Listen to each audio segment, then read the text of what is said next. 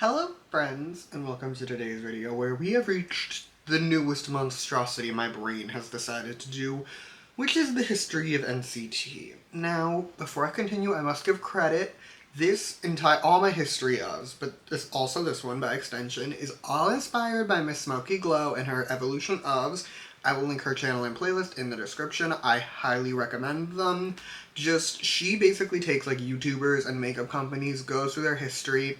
I take that and I apply it to K-pop because it's fun. So basically, how this is gonna work, we have the history of NCT. I have 45 pages of notes that we're gonna be getting through today. There will be intermissions, there will be different locations. If you watched my history of the boys, you're gonna get a vague idea of what this is gonna be like. The intermissions will obviously different, and every word I say is obviously gonna be different, but general ideas are the same. Basically, I'm taking NCT, I'm going through their entire history as of today, which is October 1st, 2022. So everything that happens after today, I got nothing for, but up until today, this is going to be their whole history. Quick note before we actually get into it though, I'm not giving you every group or solo activity because, dear sweet lord, not gonna happen. Just not gonna happen. They have too much, and most of it is stupid and irrelevant to me. So I'm not doing all of it, but I'm gonna do like the big stuff. Cool? Cool. Also, I do want to give you a little heads up. I know for the boys and for a lot of other of these reviews that I've done, I have a bunch of albums to get through that's gonna be like displayed and stuff. That is true for this video, but it's true for like the latter half of this video. Most of my albums are like the group. I have all the group-led albums and I have a bunch of dream albums. My 127 collection is small and my wavy collection is non-existent. So for like the earlier days when it was primarily 127 albums coming out, you're going to be seeing a lot less. Also, I know in the boys video I said I wanted to bring back the little picture on the side. That was a nightmare for me to set up for this video because I don't have a lot of the older albums, so it's not gonna happen here. A few more things. Next, I have a very complicated naming system for NCT, so hear me out. If I say NCT, that can mean either the full group, but it can also just mean 127, because I refer to 127 as NCT a lot of the time. However, for NCT Dream, I'll just call them Dream. Wavy is easy, I just call Wavy Wavy. But like, it might get a little confusing at points. Just know that like if I'm in the middle of talking about NCT 127 and I just start saying NCT did this, it probably means 127 did this, and I'm in the middle of talking about the Dream one makes more sense. I just needed to really clarify the NCT 127 one. Also, just to, cover my bases, I am on occasion going to be giving some opinions in this video. Please know that you can totally disagree with any opinion that I give. I love that for you, I love that for me, I love that for us. We can have different opinions. Okay, we're gonna get started, but I know normally at this point in the video I would do the members. That doesn't really make sense for NCT just because of the way they debuted all the members. Like, I can tell you about Sunshine and Chotro now. They won't be relevant for another 18,000 words. So, like, it doesn't really make sense. Instead, what we're gonna do is I'm gonna do the members as they debut, and then we're just gonna keep going. And so right now we're at pre-debut lore. Now, the keyest piece of pre-debut NCT lore is actually SM Rookies lore. Now, for those who are unaware, because it was on hiatus for a little bit, SM Rookies is the group of literal children SM has in their dungeon of trainees. Now, for reasons unknown to me, not every trainee is an SM Rookies, but most of the NCT members were. There are a handful of exceptions, but like for the vast majority they were there. Now, I'm not giving you a full rundown of the history of SM Rookies. Maybe one day, but not today because I don't care about most of it. However, there are going to be a few key pieces of lore that we do need to get through. There are really two items. I lied. Item number one is that Doyoung and Jaehyun used to host Show Champion in the first half of 2015. Item number two, the non-Chinese Dream members, which happen to be the Dream members and SM Rookies, were on Mickey Mouse Clubhouse, and it is some of the funniest content ever because they were literally 12. And it's very wholesome. I would recommend it if you do want to see some like really, really old Dream content. I would recommend it. Be warned, they look like children. Anyway, the rest of SM Rookies lore really just bores me more than anything else, and I don't want to talk about it. So, we're going to jump ahead to debut era.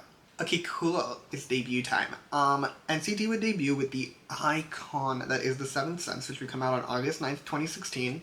And then the next day, they would release the single Without You. However, for obvious reasons, we actually have some members to do. So let's go do that. Anyway, as I was saying, my plan is that as each member debuts, that's when I'm going to introduce them.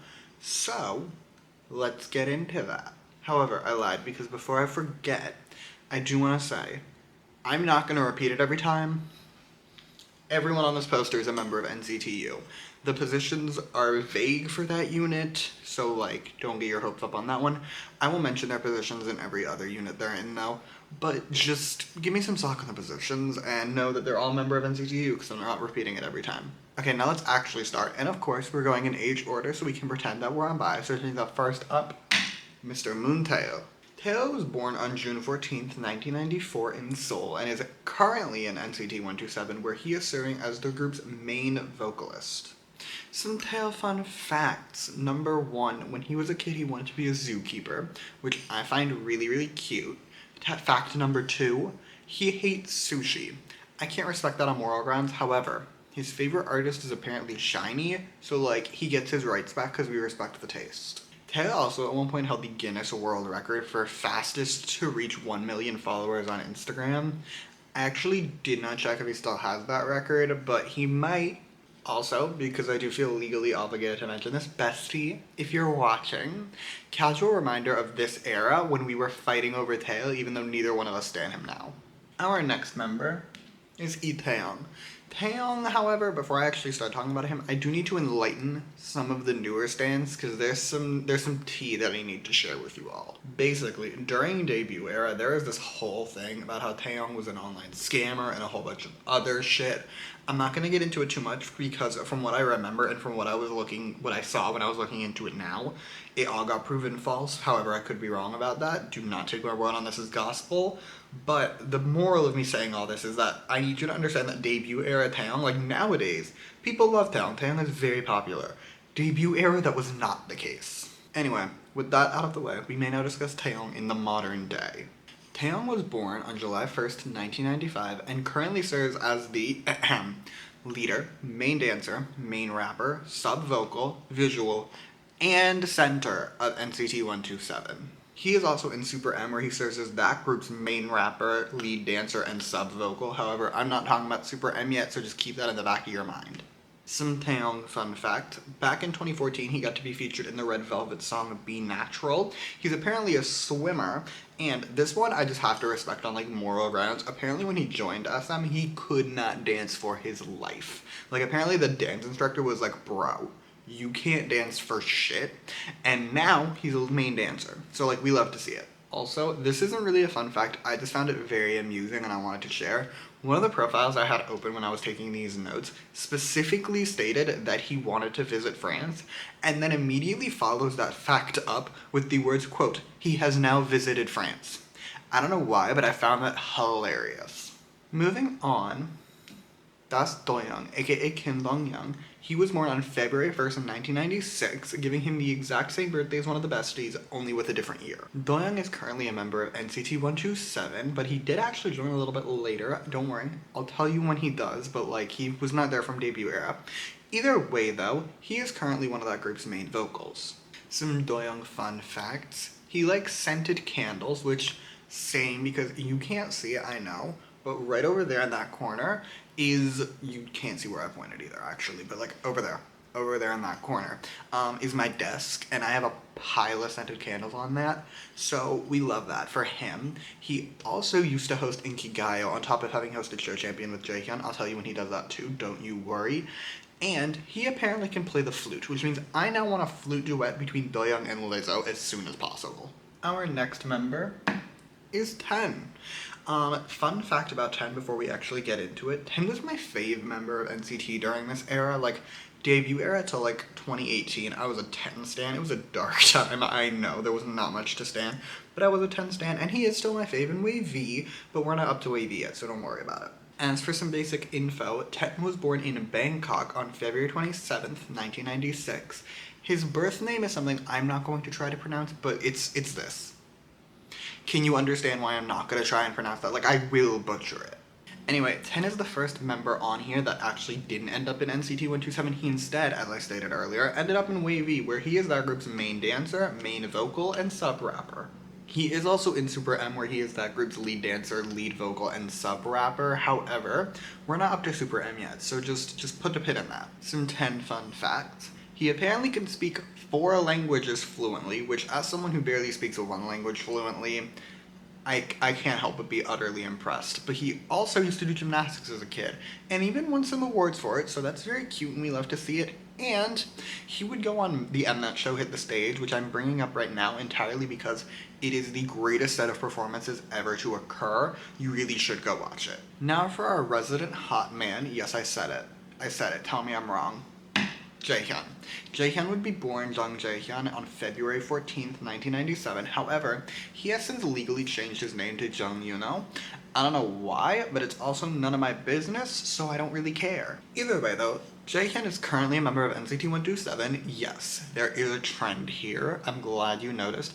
But yeah, he's in that group. He is their main vocal, lead dancer, sub-rapper, and visual. Some Jaehyun fun facts. He's part of that 97 liner friend crew. Like, you know the crew? He's part of that crew. But yeah, he's there. He also claims to be a bad liar. Now, he says his ears turn very red when he lies. I will just say, as someone whose sister's ears turn very red when she lies, very much a pro in certain dynamics. I will just leave it at that. And he also used to host NCT's Night Night, NCT's radio show, which he hosted with Johnny. Keep the show in mind. I'll be bringing it up later to complain. I also swear to God, Jaehyun's acting career has a hex on it, because first in 2020, SM announced that he was going to make his acting debut, right?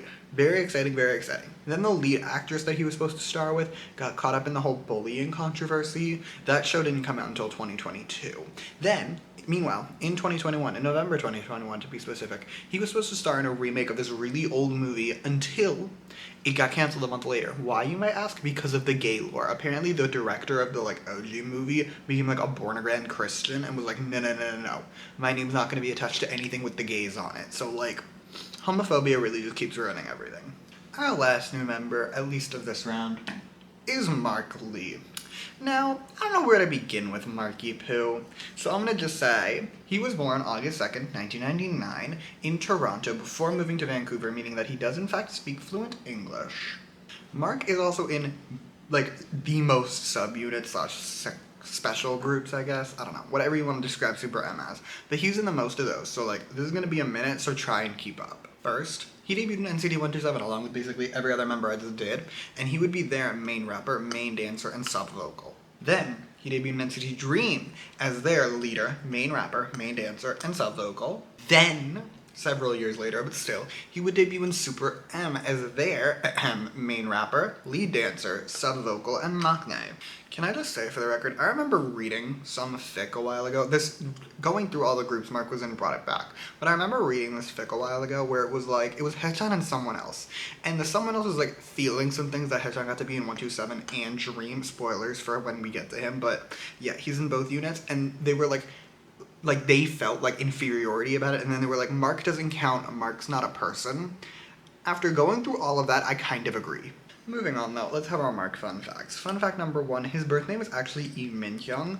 No one refers to him as that anymore, at least in the public sphere.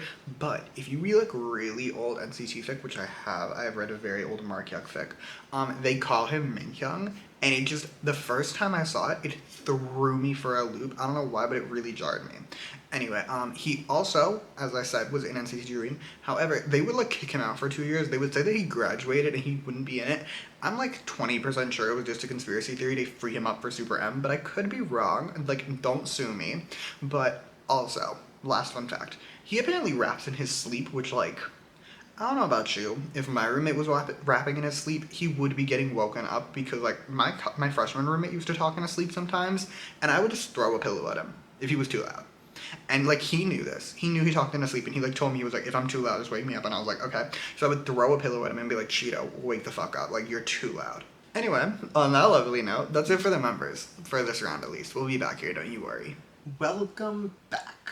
I didn't actually move, but you did, and that's what counts. Anyway, Like I was saying, April 9th, NCT would release The Seventh Sense, which would consist of every single member I just talked about, with the exception of Taeya. And then the next day, they would release Without You, which is a sort of a rock ballad moment that would consist of Taeya, Doyoung, and Jaehyun. The Seventh Sense would function as the more main title of this era, whilst Without You would be more of a B-side, even though, potential hot take, I think Without You might be a better song. I said it, and I meant it, I'm not sorry. Anyway, The Seventh Sense. The Seventh Sense has been described as a futuristic hip-hop song. I wouldn't put it that way, however, I will say that it's a very good song. Meanwhile, as for the far superior Without You, pop rock icon ballad of the generation, we love her. We love her so much in this house. I listened to it when I was making this video, and I was like, this song holds up so good. It's such a good song. Like, for some reason, no one really paid attention to it, probably because it was promoted a lot less, but like, if you for some reason haven't heard it, highly recommend it. Now, as far as the success of this debut goes in terms of like commercially, there's not really a lot to go on. NCT at this era, at the very least, was very much not a charting group digitally at the very least, so like, there's nothing really to talk about there. They're mostly an album sales group, like, we've known this, and these were digital singles, so nothing to talk about there either. Really, all I have is YouTube views, which I hate using as a metric with a deep and burning passion, but it's all I have, so I guess we're gonna do it. So as far as YouTube views go, the song was very successful. It's still to this day one of NCT's most viewed music videos, but also, casual reminder, I was there when this song came out. Like, I was alive, and I was in the K-pop world. So I can tell you, people were really hyped about this debut. People loved this debut. People were discussing this debut on the timeline with fervor. There was long discussions, and it was a moment. So, following the release of their debut songs, NCT would star in the first season, I guess, of NCT Life. I'm using season very loosely. The seasons, at this time at least, were like 5 or 6 episodes. This show's since had 11 total seasons, and I'm using season very loosely. I'll leave it at that. But if you want to know what this show is about, I know this is going to be a very simplistic explanation, okay? I'm not here to give you an in-depth discussion. I'm here for the bird's eye view. Imagine an NCT travel vlog. That's what this show would be. Anyway, the first season would run from April 16th to May 2nd. It had 6 episodes, and it was really just some pre-debut content more than anything else. The only real thing of note for this season, I would say, at the very least, is that it didn't just show us the members we saw Without You in The Seventh Sense. It had some others in there too, which was interesting because most people who didn't care about SM Rookies, aka me, didn't know who they were. Then, just a few weeks after season 1 ended, we would get season 2 of NCT Life. I think you can understand now why I said season is being used loosely. I'm not going to get into it. Anyway, this season took place in Seoul, and was notable for introducing us to, along with the members from season 1, it would have Kun and Winwin in it, and I love Winwin, so that was fun for me. It also ran from May 21st to June 11th, and would have 7 episodes. Jumping ahead a couple more weeks, on July 1st, SM would announce the second subunit of NCT, NCT 127, who would go on to debut on July 7th, and we have some new girlies to meet, so let's go do that. Okay, so, I know nowadays they have a different lineup, like, not super different, but there is some differences. However, debut era, NCT 127 only had 7 members. Now, Taeya, Taeyang, Jaehyun, Mark. We've already reviewed all of them. I'm not going over them again. However, there are 3 new members that we have to get to, so let's do that. Okay, first up, Yuta. Yuta was born on October 26, 1995 in Osaka, Japan, making him the first Japanese member of NCT. Yuta is obviously a member of NCT 127. I don't know if you could figure that out, but he is their lead dancer, sub-vocal, and sub-rapper. Some Yuta fun facts. He is a dog lover, which we have to respect with all our heart and soul because I love dogs, and I just have to support any other dog lovers, and at least when it comes to their loving of dogs. However, he also hates the rain, which I can't respect on moral grounds, simply because I love the rain. Like, I get reverse sad. Like, I get more depressed when it doesn't rain for a really long time, so like, I can't trust anyone who doesn't like the rain. Next, our first official Chinese member, Winwin. Winwin was born in China on October 28th, 1997, and debuted in NCT 127 as their lead dancer and sub-vocal. However, Winwin's actually been on hiatus from NCT 127 for a good few years now, like since late 2018, because he's been busy in their Chinese subunit, Wavy, where he is their lead dancer, lead rapper, sub vocal, and visual. Can I just say, for the record, whoever decided Winwin shouldn't be the visual of NCT 127? What is wrong with you? Have you seen that man? Like, literally, what is wrong with you? Anyway, Win-Win fun fact time. First, he's actually been doing a lot of acting recently, which we love to see. He also loves the snow, which, like, no one understands. I'm from the Northwest. We don't get snow here. So, like, I have the deepest, most childlike love of snow. If you've seen me interact with snow, you'll know. I'm not gonna get into it. But also, he is part of the duo that did the Lovely cover. He did it with Pen. They did a dance cover of Lovely by Khalid and Billie Eilish. One of the best things I've ever seen. Like, literally go watch it. Also, it apparently took SM 2 years to sign Winwin because he kept thinking they were scammers when they would ask for his phone number. So, he'd give them a fake number and, like, I don't know about you. Like, I get it. Like, I'm very glad we have Winwin in our lives. But maybe take a hint? Moving on though, we have reached our final new member, the bitch himself, Mr. Lee Dong-kyuk, aka Haechan. Haechan was born on June 6th, 2000, and is the only member of NCT to have been a permanent member of 2 units for his entire career. He is in NCT Dream as the main vocal, and in NCT 127 as the main vocal, lead dancer, and maknae. Some Haechan fun facts. Fun fact number 1, he is my favorite member of NCT, both NCT Dream, NCT 127, and just the group as a whole. I love this man. I will go on a rant about this man, so I'm gonna keep moving before I start doing that. But his stage name, Haechan, means full sun. And if you want to find a video of it, it exists. I'm not going to find it for you. But it's a video of him saying, like, full sun, just 10 times straight. No other words. Just the words full and sun, while Mark in the background just goes yeah a lot. It's their Dallas, like, Botanical Gardens date, if you want to find it. If you were wondering, it's that one. But, final fun fact. This is one of my favorite K-pop fun facts. There is a poodoo named after Haechan. And I just love that so much. Also, apparently the song that made him want to be a singer was Shiny's Replay, which, like, that's taste if ever there was taste. Alright, members are done, back to the timeline. NCT 127 would debut on July 7th. Now, hear me out, right?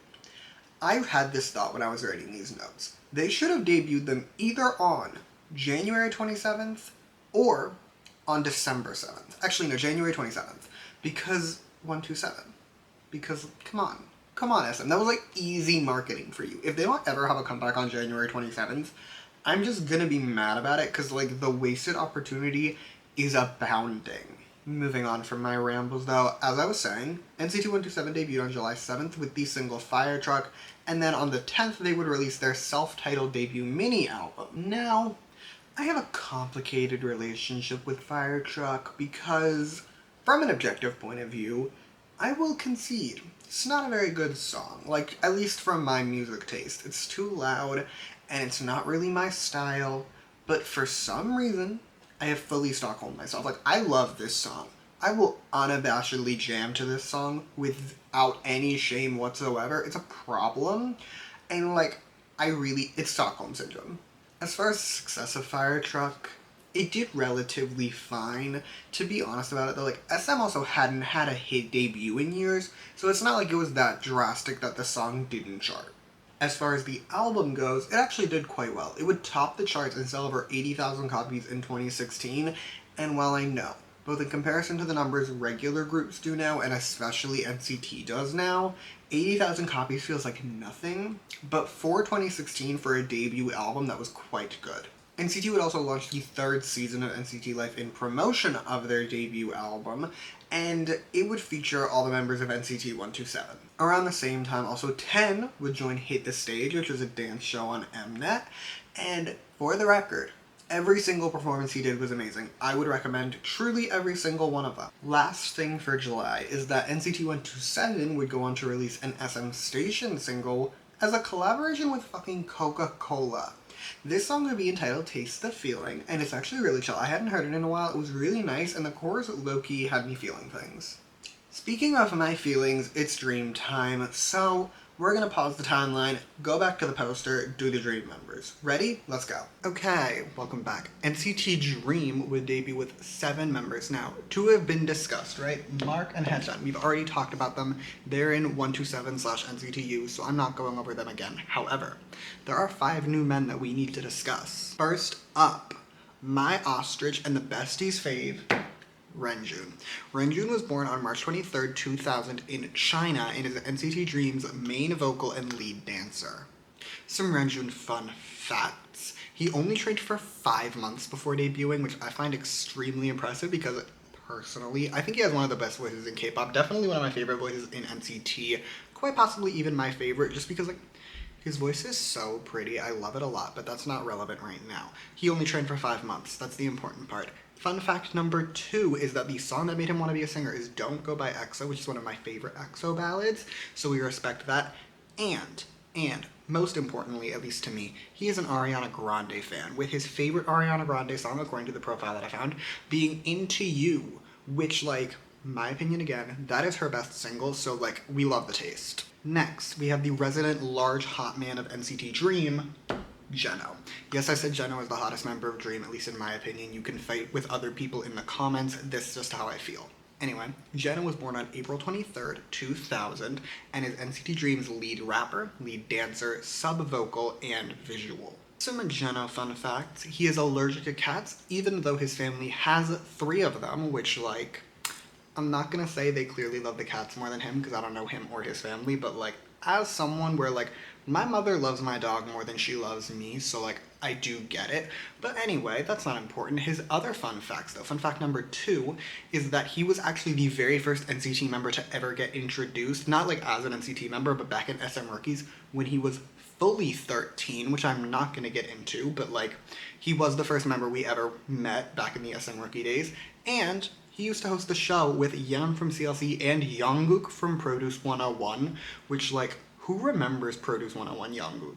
Also, apparently Jeno's favorite song is EXO's Promise, which is one of my absolute favorite EXO songs, of all time, so, there is just taste going around in this group. On to the final 2000 liner, Jaemin. Jaemin was born on August 23rd, 2000, making him exactly 1 year younger than one of my ex-boyfriends, to the day, and I need to stop adding birthdays because I, in fact, hate learning this information. Moving on from my birthday-related trauma, Jaemin is NCT Dream's lead dancer, sub-rapper, sub-vocal, and visual, and having seen his face, some Jaemin fun facts. He would appear in the drama 18 with Jeno back in 2018. He also would appear in The Way I Hate You, and amongst the Dream members has the most Instagram followers, being, as of the time that I wrote these notes, the only one to have cleared 10 million. Next, Channel. Yes, I call him Channel. I know that's not how you're supposed to pronounce it, but it is more fun. Just try it. If you're telling me it's not more fun, you are both lying to yourself and lying to me. Anyway, Channel was born on November 22nd, 2001, and is NCT Dream's main vocal. As for Channel's fun facts, he actually does not live in any of the dorms. His mother bought a house in Seoul, and he lives with her, so there's that. Speaking of buying things and being rich, Channel actually released 2 solo albums before his debut because his family is rich and paid for it. We will get back to that, don't you worry. But his last fun fact is that he is deathly afraid of spiders, which, deepest moon in the world. If you don't know this about me, this is a true story. Whilst in my 20s and living at home, I have asked my mother to kill a spider for me, and she responded, quote, "Don't be such a pussy, do it yourself." Also, apparently Channel only trained for 2 months before debuting, so let me remind you of the timeline for a sec. 2 months before Dream's debut was June. Mark, who is the leader of Dream, had fully debuted by then. The Seventh Sense was out, which is just, it's kind of wild to me. Maybe it's just a me thing, but it really threw me when I found this out.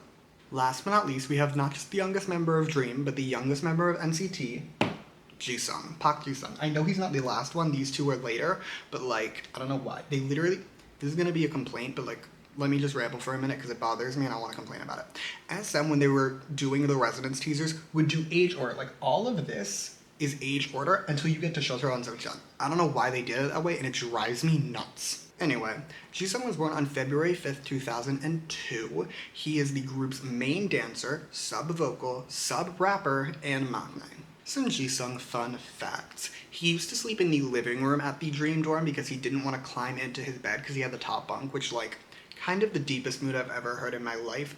There are times I want to sleep on my couch because I don't want to walk the 20 feet to my bed. Like, it's such a mood. But anyway, also, he is, as of me writing these notes and filming this video, the only NCT Dream member without an Instagram. Jisung would also go on the KBS show Dancing High and specifically said it's because since he debuted so young he didn't really have any friends, so he went to make friends, which is simultaneously the cutest thing I've ever heard and kind of really, really sad. Anyway, not to end on a downer note, but that's all the new Dream members, so let's get back to the timeline. So Dream debuted on August 24th with the digital single Chewing Gum, which is a very much bright, very much it's giving bubblegum pop, and the music video, I've said this before, I've said this many a time, at least like 2 or 3, but the music video haunts me a bit, and I don't love that. It's just that they look so young. Like, I know, it's not actually, like, nothing terrifying happens in it, it's just that they look like children who should be in, like, 3rd grade, because Jisung basically was, but it scars me. Now, as far as successes go, just like with NCT there are no album sales for me to talk about, which isn't ideal for NCT because they're an album sales group. So we really only have digitals and music videos to go with. Digitally, didn't chart. Music video, it got a solid number of views. Big picture, I would say, I think it was like a little less successful than the 127 debut, but like not by a ton. They were more or less even, if you know what I mean. The rest of 2016 was actually a very chill year. I don't know why SM decided that we're gonna grind for 4 months and then do nothing for 4 months, but that was the choice they made. So here's what we have for the rest of the year. Thing number 1, another season of NCT Life that would run from late October into November. Thing number 2, Doyoung would join the show Lipstick Prince in November and would stay until February. Thing number 3, in December, Doyoung and Taeya would do an SM Town collab. That's pretty much it for the rest of 2016. So it's time for our first retrospective. Hello there. Welcome to the retrospective corner, where I am proudly joined by Minchan from Very Very. He has nothing to do with this video whatsoever. I just really, really like this poster, so I decided to put it up in the corner where I just so happened to film my retrospectives. Anyway, for those who are confused, you've clearly never seen another History of by me, but I like to end every year for these videos with a little retrospective moment. It's a nice way to wrap it all up. I personally really enjoy doing them. I hope you like it, but if you don't, that kind of sucks because you're getting one after every year. Anyway, I would say 2016 was a very busy year until it wasn't. So let me explain, because for the first third of the year, NCT didn't exist, so there's nothing to talk about. But then for the next third, they were doing the most. Like, SM was pumping out content like there was no tomorrow, and then they suddenly stopped for the last third of the year. Like, once NCT Dream's debut was over, SM seemed to just be done. And theory time, crack theory time. I think there was meant to be either another unit or a comeback or something in like October to November era. That's just my theory again, but like it would make sense because the gap did not seem to add up. Like something seemed wrong. However, 2016 was still obviously a very important year. Not only did NCT themselves debut, we saw the start of NCT 127, the start of NCT Dream, and the start of SM giving NCT 127 more than NCT Dream in every single way. However, I will talk about that later, so just keep that in the back of your mind. 2017 would start off very swiftly with another comeback from NCT 127. So we're actually just gonna go straight back to the poster and do the new members. The first new member of 127 is actually not a new person at all. It's Doyoung. We already talked about him. I'm not going over him again, so I'm just gonna skip him. The other new person that we do have, though, is brand new. Like, I haven't gone over him yet, and that is Johnny. Johnny So. Johnny was born in Chicago on February 9th, 1995, and is NCT 127's lead dancer, sub-rapper, and sub-vocal. As for his fun facts, Johnny trained forever before debuting. Like, he joined SM back in 2007 and would finally debut 10 years later. Like, he trained with the EXO members. Like, this is not a new man to the SM world. He's been there forever, so there's that. Also, as previously mentioned, he hosted NCT's Night Night with Jaehyun and Conspiracy Theory Time, okay? I need you to understand this is just my crack theory. I could be wrong, but I don't think Johnny was meant to debut, like, ever. I don't think he was meant to be in NCT. I think that SM wasn't gonna add him, and then they saw it, because fans were, like, going nuts when he wasn't in the first lineup for 127. People were mad as shit.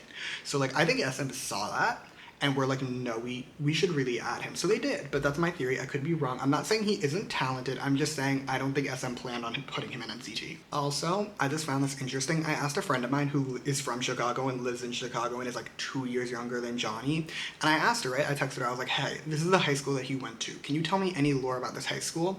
And she responded, and I quote, it has a reputation, and then refused to elaborate on that reputation. So like, either she's fucking with me or his high school is like wild as fuck. We are back in the chair. I actually did move this time because I got a cup of coffee. Yeah, I finished the pumpkin spice latte already. I know, I'm a lunatic. I need coffee. Don't worry about me. I'm fine. Anyway, January 6th, NCT 127 would release their second mini album, Limitless, along with its title track of the same name. So let's start with Limitless, the song, which would be a sort of evolution, let's say, of Fire Truck. It would take a lot of the hip-hop-y themes that were in Fire Truck. They just added some more vocal elements to it, which personally, well, it's not my favorite NCT title. I do think it is objectively a little bit better than Fire Truck. It, however, didn't do that much better than Fire Truck. It was definitely more successful. However, it was basically, like, it was a slight growth of success. It wasn't anything super crazy, if you know what I mean. Limitless, the album, on the other hand, did much better. Just like NCT 127's debut album, it would also top the weekly Gaon charts. However, it would go on to sell over 120,000 copies in 2017, and has since sold over 200,000, which is a lot more than their debut album. So we did definitely see a large spike when it comes to album sales. Also around this time, Mark would take part in the Mnet show High School Rapper, where he would go on to place 7th overall. Following promotions for Limitless, we would actually see a very swift comeback, not from 127 though. Instead, we would see the release of NCT Dream's first physical album, also their first single album, entitled The First, along with its title track, My First and Last. The album and the single would both come out on February 9th. However, Jaemin would not be here. Jaemin would actually be on hiatus for all of 2017 due to some health issues, so he is not here for this comeback. So let's start with the album this time. The first would top the Gaon charts. It sold around 80,000 copies in 2017. However, it has since gone on to sell over 260,000 copies, due in large part to a very massive spike in sales a lot later that we will get to in a while in these notes, but just know that for pretty much every NCT Dream album, I'm still going to mention it, but like, for more or less all of them, they all have a large spike in sales that comes a couple of years after the albums come out. As for the song though, My First and Last would be the first for a lot of NCT comebacks, both for Dream and just in general. First, it would make NCT Dream the first NCT unit to win on a music show, when My First and Last would win on the show. It would actually go on to win a Triple Crown on the show, making them the first unit to win a Triple Crown as well. And it would be the group's first song to break into the top 100 of the weekly Gaon digital charts, where it would go on to peak at number 89. Okay, March was crazy busy in terms of member promotions, so we have some things to get to. First, Doyoung would start hosting Inkigayo. He would do this with Jisoo from Blackpink and Jinyoung from GOT7. He would also, as part of this, stop appearing on Lipstick Prince. However, he would switch places with actually Johnny, who would take over and be on the show until it ended in June. Then, from March 4th through 19th, we would get our latest season of NCT Life. This season would be in promotion of the recent NCT Dream comeback and would feature the active Dream members with the exception of Mark and Haechan, who were busy with 127 at the time. Meanwhile, March 15th, whilst NCT Life is airing, NCT Dream would actually release a digital single entitled Trigger the Fever. This was part of the FIFA World Cup, and for the record, absolute banger of a song. Then, March 20th, SBS would announce NCT's radio show entitled NCT's Night Night, which would be hosted by Jaehyun and Johnny, and would run for the next 2 years. It ended in early 2019, so just keep in mind that for the next literally 2 years, Jaehyun and Johnny are hosting a radio show. Last thing for March, I told you it was busy. We would get our next season of NCT Life, where we would have the active 127 members along with Ten. Speaking of Ten, April 7th, Ten released his first solo single entitled Dream in a Dream as part of the SM Station series, making him the first NCT member to release a solo song since their debut. Jumping ahead a little bit, in June, NCT 127 would release their third mini album, Cherry Bomb, along with its title track of the same name. As far as the album's success goes, I really have nothing to say, just because it did pretty much as well as Limitless. It sold slightly higher, but like really it was not that discernible of a difference. As for the title track Cherry Bomb, however, she would actually have a bit of a moment. This would be like a reverse of Limitless, where the song didn't do much better, but the album did. This is the opposite of that. The album didn't do much better than the last comeback, but the song did pretty well, actually.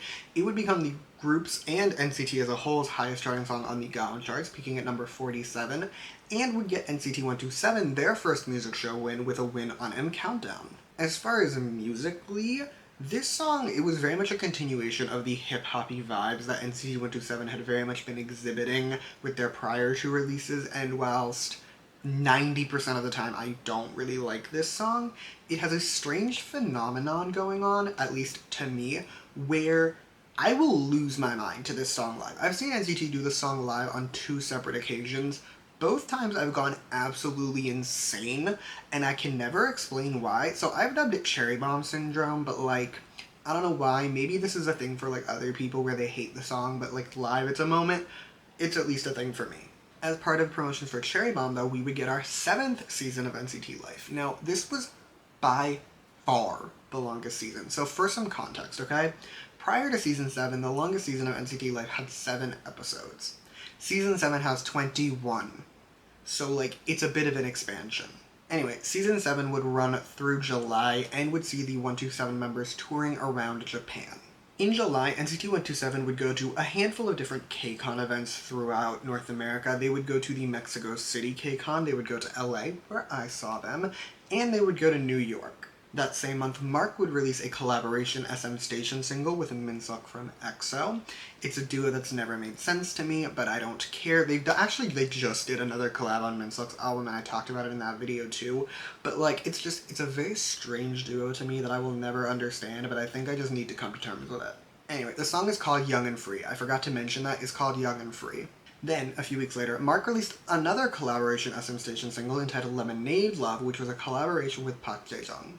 Fast forwarding into August, NCT Dream would release their first mini-album entitled We Young on August 17th, and it would be led with a title track called We Young. I need SM to get better names for albums and songs, because it's driving me nuts.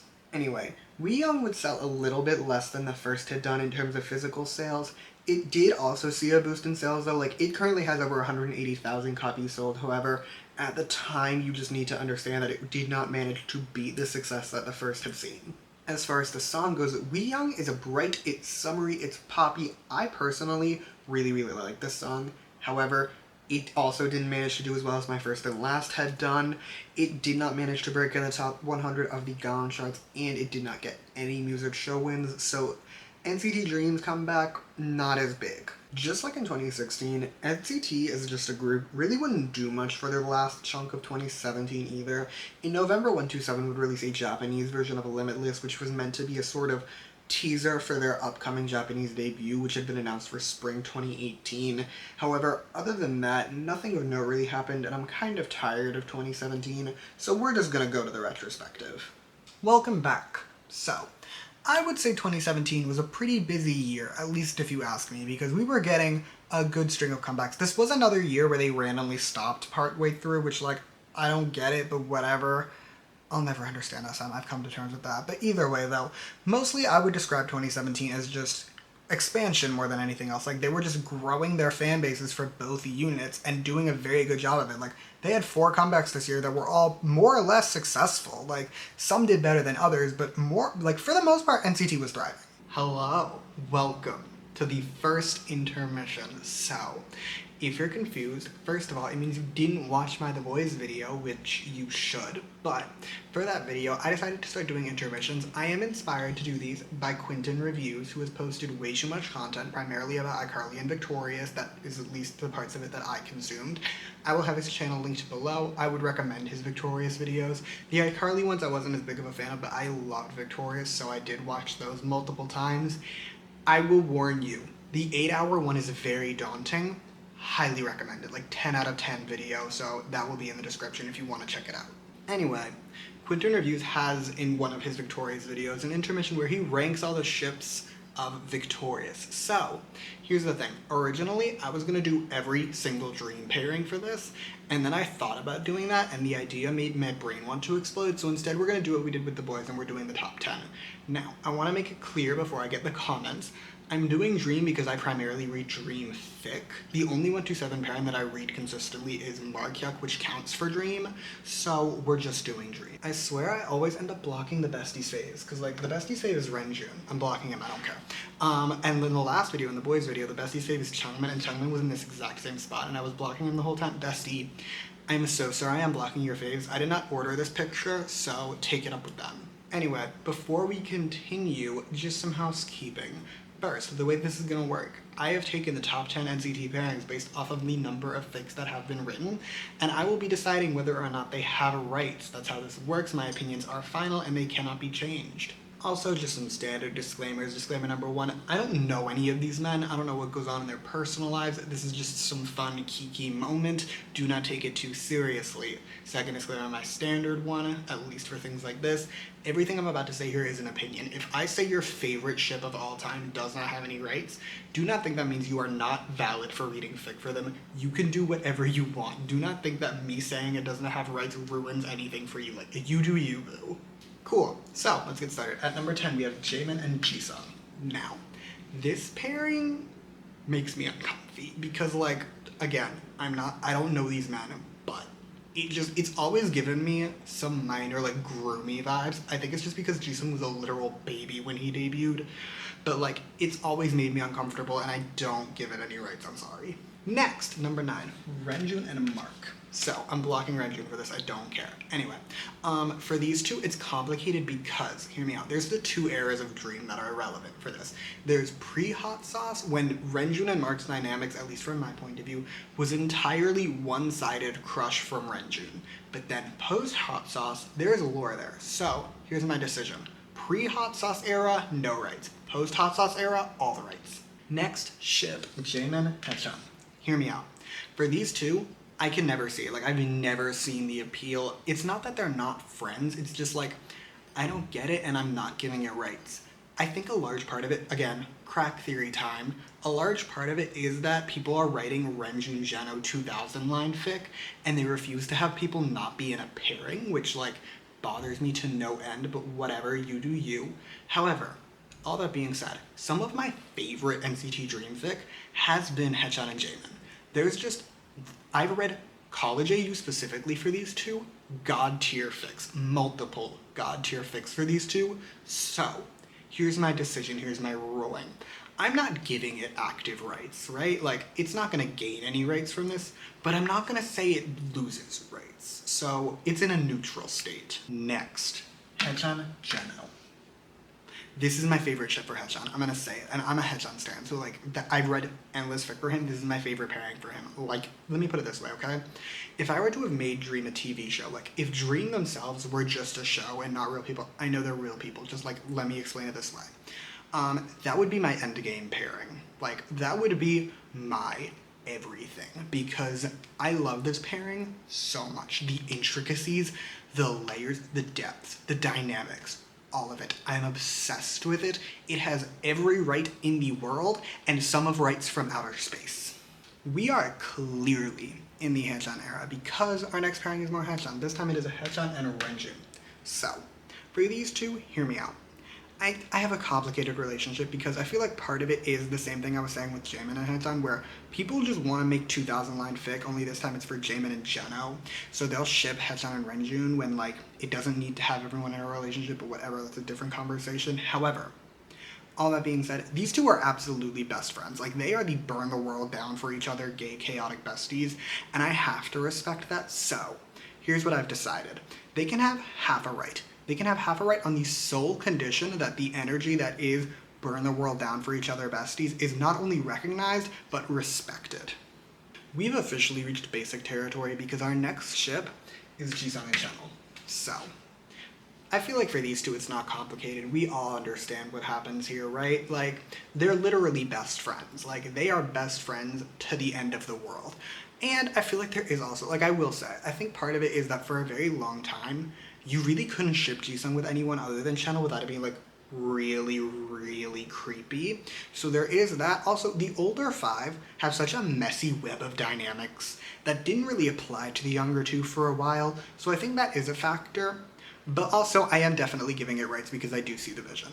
Next, Renjun and Geno. So, let me explain. I feel like I don't mean to disparage Renjun, okay? Like, I love that ostrich with all my heart and soul, but I feel like this is just a more clapped version of Haechan and Geno. Like, I really do. It's just a lot of the dynamics I see for Haechan and Geno are present in a lesser form with Renjun and Geno. And I don't love it, but I do love the Haechan Geno dynamics, so I do, of course, enjoy the Renjun Geno dynamics, so I will be giving it rights. Okay, next. Jaemin, Renjun. Before I begin, I want to complain about something, okay? So I'm blocking Renjun for this part, along with this entire section, but hear me out. There was a fic on AO3, right? My friend and I call it the piecemeal fic. We would quote this summary to each other all the time. It is one of the best fics I've ever read. The author took down all their fics, and I am still heartbroken over this fact, so I just wanted to complain about it for a minute. Now that I have that out of the way, we can get back to the actual reason we're here. Anyway, let's talk about these two. I feel like you could honestly say this about any Jaemin pairing, but I'm going to bring it up here, which is that I feel like this ship has a lot of the Jaemin personality that exists solely on AO3 and is not at all a part of who he is as a human being. Like, Jaemin is one of those characters, it's like Draco Malfoy, where like the fandom has decided he's a totally different person, and like they'll write fic with him in this characterization that's nothing like the Jaemin of reality. I don't mind it, I actually really like it. I just think it's fascinating and it does very much apply to these two. However, I do also see the vision for the IRL version of Jaemin and of course Renjun being the same person, so like I'll support it and I will give it rights. Hear me out, I'm about to make a lot of people mad because the next pairing is Jaemin and Geno and I don't see it. I'm sorry, I know I didn't do the trio pairing that is Jaemin, Geno, and Renjun, and I feel like Renjun is necessary because on their own, this is gonna sound so strange, but I need you to go with it, okay? There's not enough Dom energy. The other, like, without Renjun there, it's literally just those two besties that need the third friend to keep them from getting arrested. Like, the chaos that is these two is not in a good way. Like, there's the chaotic besties, right? Like, we have Haechan and Renjun. That's not what these two are. These two are just those really annoying friends, and I'm so sorry. I'm about to piss everyone off. I know you can dislike the video. It counts as engagement. I don't care. But I'm not giving it rights. Last but not least, we made it to number 1. We have, I'd say drum roll please, but we all know who it is. It's Mark and Haechan. For these two, let me elaborate. Obviously they're getting rights. This is the number 1 pairing in my AO3 bookmarks, and by a wide margin I might add. Like easily like double what number 2 is if I had to guess. I don't know off the top of my head. Anyway, obviously I'm giving it rights though. Like the amount that I could speak on this pairing, I could probably off the top of my head right now give you a timeline of their stupid summer fight. All I will say about it instead is that in retrospect, it was very stupid, very dumb, and people got way too into it. We're getting off topic. My point is, Markyak has rights. This has been really fun. I might one day come back and do it for every other dream pairing because I do kind of want to, but instead for now, we'll just get back to the video. Welcome back! So, we are now at 2018, and NCT would start off 2018 by announcing their first group-wide project entitled NCT 2018 with their Empathy album, and a big part of the marketing for this was that NCT had 18 members at the time. Speaking of which, we have new members to do, so we're gonna go right back to the poster. So, along with the Empathy comeback, NCT would actually add 3 new members to NCT, and by new I mean 2 actual new ones and 1 old one, so let's get into that. First up, we have Kun.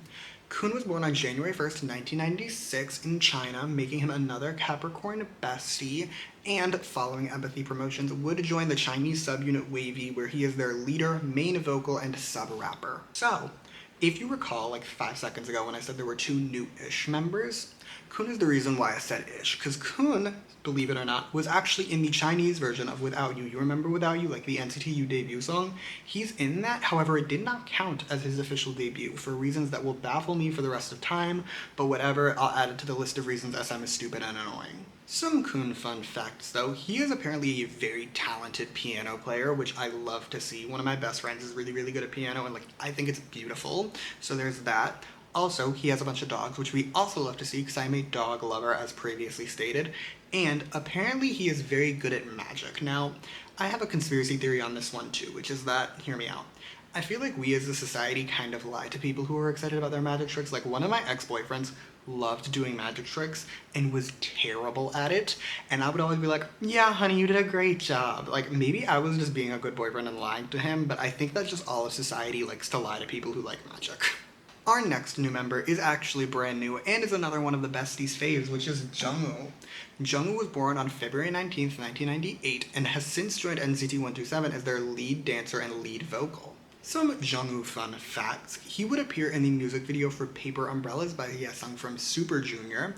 One of his nicknames is Snoopy, which I find very wholesome, and as of me writing and filming this, he is currently one of the hosts of Music Core. Also, since, as stated, he's one of the besties' faves, I asked her and I was like, hey, give me some Jungwoo fun facts, and she responded, quote, the way he always had his back arched during debut era and the way he cries a lot.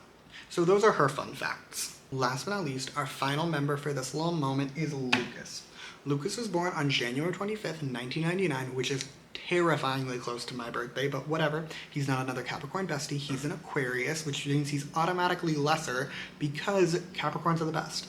Lucas has since gone on to debut in Wavy as their lead rapper, sub-vocal, and visual, and in Super M as their lead rapper. Some Lucas fun facts. He would appear in the music video for 10's solo song, Dream in a Dream. We'll get to her, don't worry.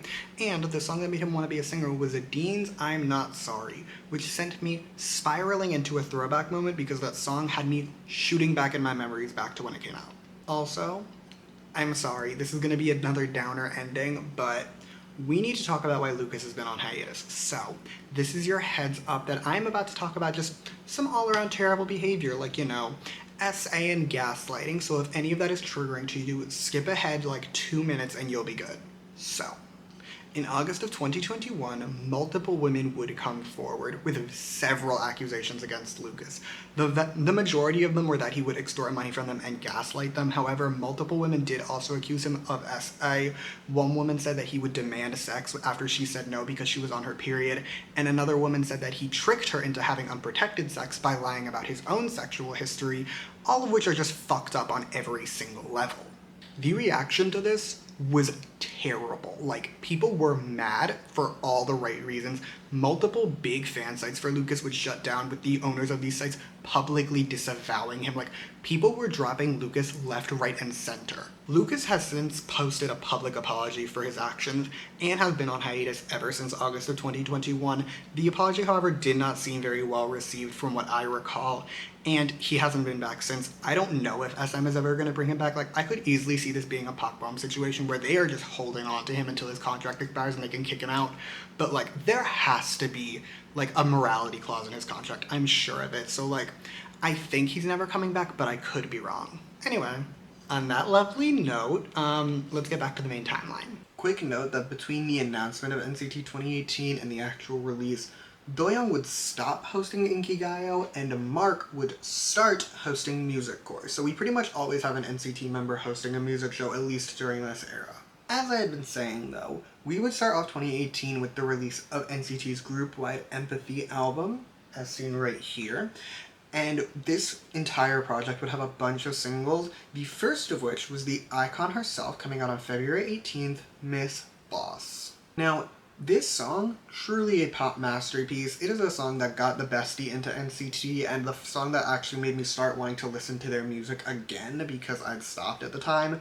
So it was just all around a bit of a moment, and is low-key, my opinion, but like low-key, one of their best songs, even like to this day. Additionally, at the time that it was released, I would say Boss, I would say it was their most successful song, or at least their most popular song. However, even if you wouldn't say that, like, at the time, definitely top 3. For some context, as of right now, Boss is the second most viewed NCT music video. The most viewed one is Make-A-Wish, and Boss was the most viewed music video up until Make-A-Wish took over, so, like, Boss was having her moment. It is also the song that introduced Lucas and Jungwoo, which meant that they were now officially part of NCT. Just over a week after Boss, we would get the second single off of Empathy, which was Baby Don't Stop, a duet between Ten and Taeyong. This song, sexy banger masterpiece, hands down. I've seen this song live. I lost my entire mind. When this song came out, for the record, I was back at college. I think it took me around 30 minutes to watch this music video. The music video was not long enough for that to be anything less than insane. Jumping ahead 8 more days, we would get the NCT Dream single off the album as the third single. This song, Go, would also mark Jaemin's return from his hiatus and the group's first full group comeback. Now, honesty time. Go is not for me. I understand what it was trying to do. Like, it was meant to be the evolution from the more bright, innocent side to a darker theme, but to me it just ended up being loud. And if you know anything about my music taste, you'll know that I don't like loud. Anyway, then, March 13th, we finally get the actual album itself, Empathy, again, right here. I love this album cover. Have I mentioned that yet? I love this album cover. Anyway, we would get the release of Empathy along with the 127 single off the album entitled Touch.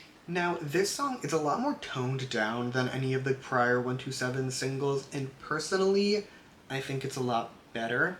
And it would also get NCT 127 another music show win with a win on the show. As for the album, it was very successful. It didn't manage to top the charts, it peaked at number 2, but it did get NCT their first platinum certification, selling over 300,000 copies in 2018, having since gone double platinum, with, as of me having written these notes, having sold over 640,000 copies. NCT would release a few more music videos for Empathy before finally wrapping up their Empathy album with the release of the Black on Black music video on April 18th.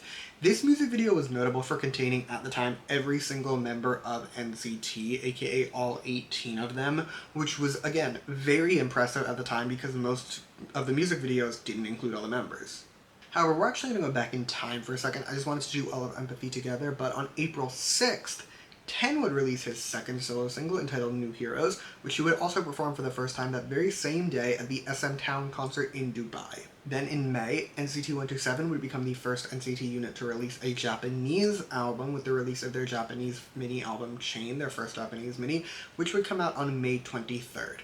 It would do quite well. The single would peak just outside the top 20 and the album would sell around 50,000 copies.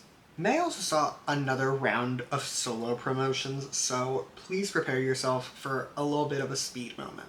First, Jisung would join his next dance variety show entitled Why Not the Dancer. This show actually had a lot of very established dancers on it, such as, I don't know, Taemin from SHINee. Taeyong would also join a variety show around the same time entitled Food Diary, which would run until August. Meanwhile, at the end of May, Mark would appear on a variety show entitled It's Dangerous Beyond the Blanket. This is where we get the weird Mark Daniel lore. If you know what I'm talking about, you'll understand. I'm not explaining it because it's weird, but this is where it comes from. Jaemin would also join a show at this time entitled My English Teen 100 Hours. For the record, I really hope that sounds better in Korean because in English, it sounds a little messy. Lastly, Jeno started hosting the show around this time, which he would do for the next year and a half. Skipping summer because nothing interesting happened, in September, NCT Dream would release their second mini album, We Go Up.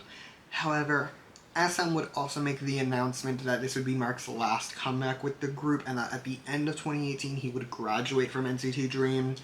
The irony of this is not lost on me, but I'm not going to get to it. Anyway, this comeback would actually do very, very well. It would get NCT Dream another #1 album and sell over 200,000 copies in just 2018, having since gotten them a platinum certification with over 360,000 albums sold as of me having written these notes.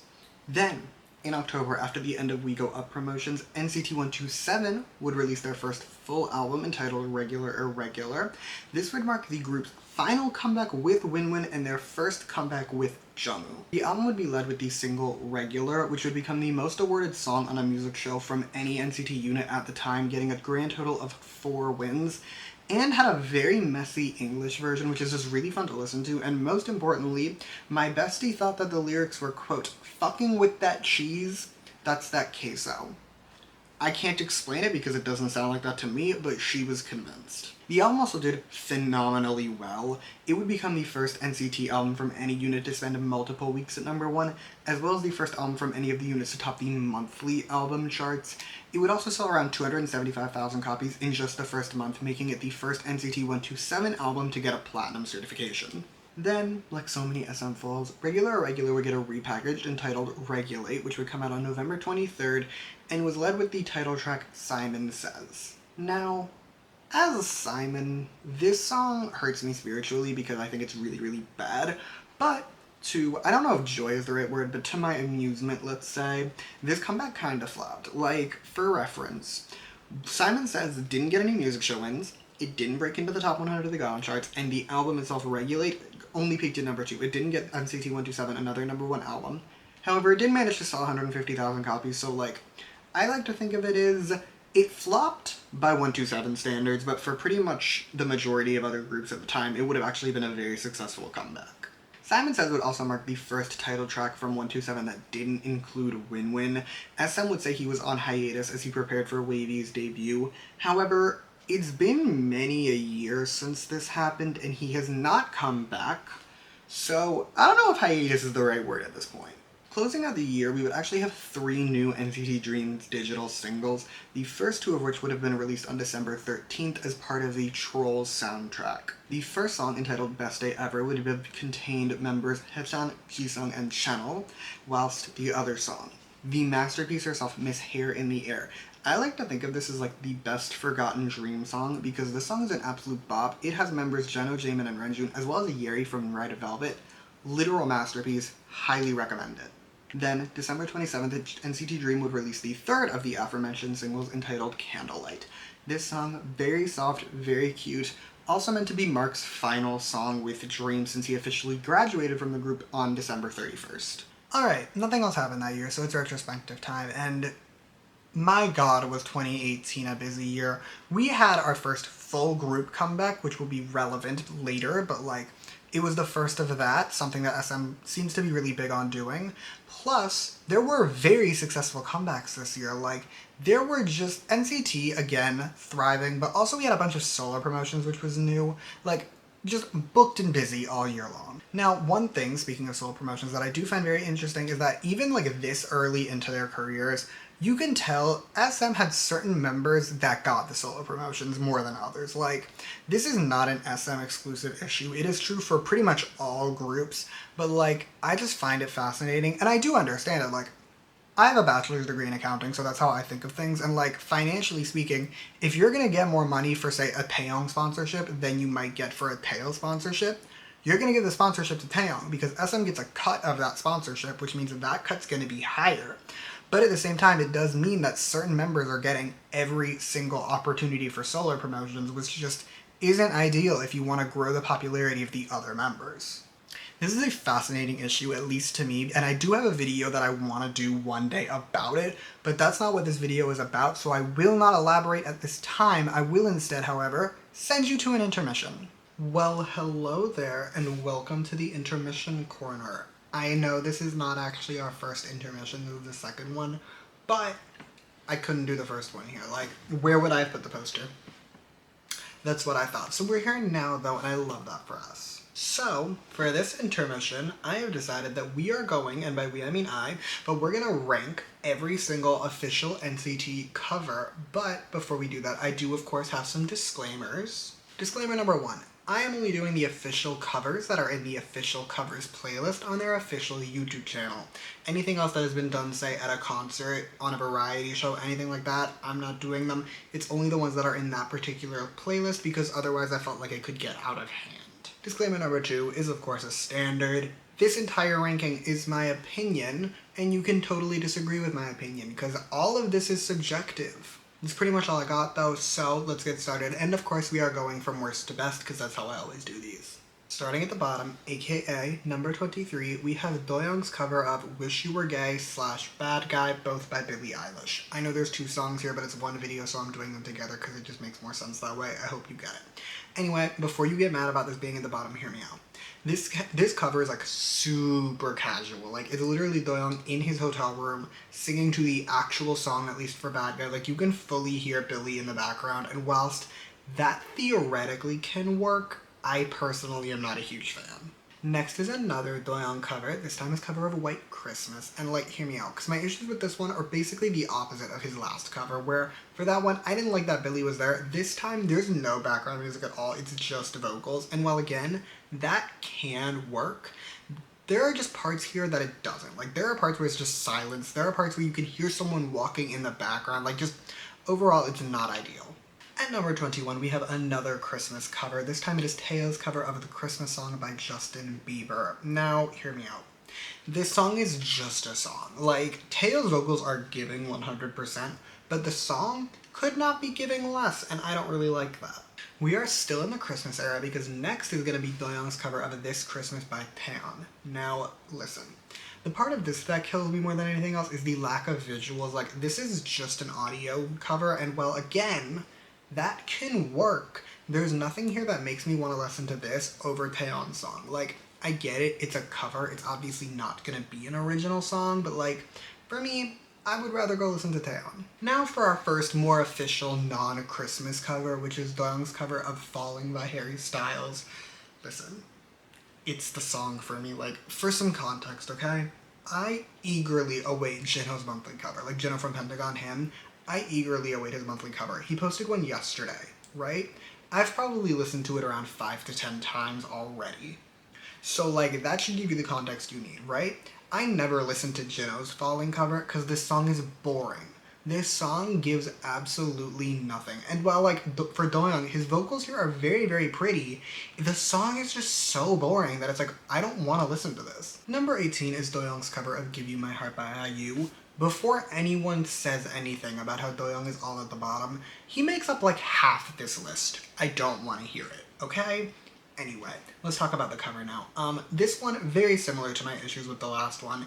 It's just kind of a boring song. Like, the song itself just isn't giving. The only reason it's higher is I do like this song more than I like Falling, and the sweater he is wearing in this video is very good, so like, I really like it. We've reached our first Renjun cover, which is his cover of Fate by Isunny. Now, hear me out, okay? This cover is beautiful, don't get me wrong. Renjun's vocals are gorgeous, the piano is gorgeous, like, the cover is gorgeous, but the song isn't giving very much. Like, that's a running trend, I know you don't have to tell me, but, like, the song could just be doing more, which isn't ideal, but, again, it is a very pretty cover, so it does have that going for it. Okay, up next is the cover that I think, I'm apologizing in advance because I'm going to get this wrong, but I think it is pronounced something along the lines of Chinsa Luar Biasa. Now, that's probably wrong, but it is the cover with Doyoung and Haechan, so you can figure it out from that. Now, I've said before, I love the way Doyoung and Haechan's voices mix. I think they sound so good together, and that is true here. Like, that part at the end when they're both singing together is absolutely stunning. However, this is another cover that could have had a little bit more going for it, if you know what I mean, and I'm gonna leave it at that. Next is another duo cover, which is Renjun and Xiaojun's cover of Unbreakable Love. Now, the vocals in this cover, God tier. I had goosebumps when I was taking these notes, and I've seen this before, so like, this was not a new experience, and it still shook me. Like, the vocals were serving and slaying. The song, however, was not, which is not the most ideal. Anyway, at number 14, we have Doyoung's cover of I Don't Wanna Be You Anymore by Billie Eilish. Now, firstly, this cover, like, I get we needed the ambiance, but a lot could have been cut out, because it's on the lengthier side, let's say. As for the actual parts where he's singing, though, they were really nice. This isn't one of my favorite Billie songs in general, so, like, I wasn't all that into it, but he did sound very pretty here. And I do wonder while watching this, because he's singing in the subway, like, how many people knew who he was and were like, oh my god, it's Doyoung singing in the subway, and how many people were like, oh, it's a guy singing in the subway, because, like, I feel like it was a healthy mix. Either way, though, next is more Doyoung. This time he's covering IU's Dear Name, and I think his voice actually really fits this song. I wasn't a huge fan of his first IU cover. This one I do like a lot more. I especially love the vibes. I'm a snow lover. I was fully here for the snow moment, and he just sounds great here, so there's that too. Speaking of snow, next is Renjun's cover of Snow of Love. Now, this cover, a lot of my feelings on it are the same as his Fate cover. The only real key difference is that I like the background music more. I thought it was more engaging, so it does get to be higher in the rankings. Moving on though, next is the cover of December 24th by Doyoung, Jungwoo, Channel, and Renjun. Now, let me just complain for 5 seconds, okay? There were too many people in this cover. I would have made it a duo cover personally, but I am not in charge at SM Entertainment, and we know that, because if I was, it would have been run better. But anyway, there were too many people, they should have cut it down. However, I'm not mad about what we got. The vibes for this cover 10 out of 10. I loved the vibes. The song itself, though, nothing special. We have reached the top 10, and at number 10 is Taeyo's cover of Baby Baby by 4Men. Now, first of all, he is getting extra credit for doing the piano himself because I appreciate that, but also his vocals, god tier. Taeyo always has god tier vocals, we are aware of this fact, however, like, they are really serving and slaying here. I don't really have anything else to say beyond that though, so we're just gonna keep going. Next is Doyoung's cover of Breathin' by Ariana Grande. Now, I have a confession to make. When this cover first came out, I was so sick of this song because it was everywhere at the time, so like, I probably heard this cover maybe like 2 to 3 times in the first couple years it was out. This song has since like regrown on me just because it is no longer as prevalent. So I like it a lot more now. It's very pretty. His vocals are really, really good. It also just makes really nice background noise. That's what I feel like this cover is giving the most. It's like, it's really nice background noise whilst I go about my day. We have reached our first Jaehyun cover, which is his cover of Have Yourself a Merry Little Christmas. I feel like you need backstory to understand why I love this cover so much, because this might feel out of place, so hear me out. I used to love the show Bones, right? There's this one really emotional scene, emotional to me at least, where this song is playing in the background, okay? And like, Bones is having her moment, and this song gets me. Like, to this day, this song will make me on the verge of tears, so that is why it is so high. But also, Jaehyun is doing the most in this song in every way possible, and I mean that in the best way possible, because like, his vocals here, incredible. They're so like just nice and soothing. I could honestly see this song just playing on loop while I fall asleep. It's that type of vibes. Back to Doyoung for his final cover on this list, which is his cover of Rain by Taeyeon. Now, Doyoung kind of owned this song. Like, he kind of owned this song more than he should have been allowed to own this song, because he was giving in every single way I could have wanted. And also, whilst we're here, can someone at SM get me a Doyoung Taeyeon duet? Because that was really all I got from this song. Like, that was my main takeaway, is that I need that duet as soon as possible. Anyway, at number 6, we have Kun and Channel's cover of Free Love. Now, I was vibing to this song a little more than I should have. Like, I was having an out-of-body experience. I don't know why, but I was really feeling it. And also, the image of Kun and Channel holding a literal sign that says Free Love on it will never not amuse me, so it gets extra credit for that. We've reached the top 5, and at number 5 is Yuta's cover of White by TVXQ.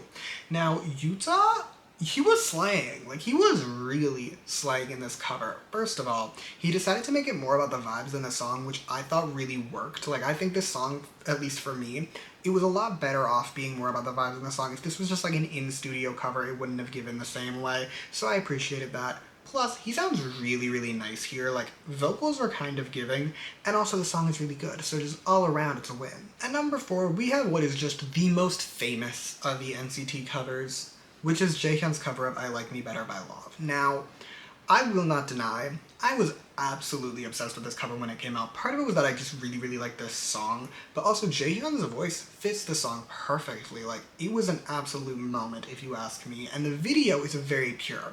But speaking of the video, I do have a question.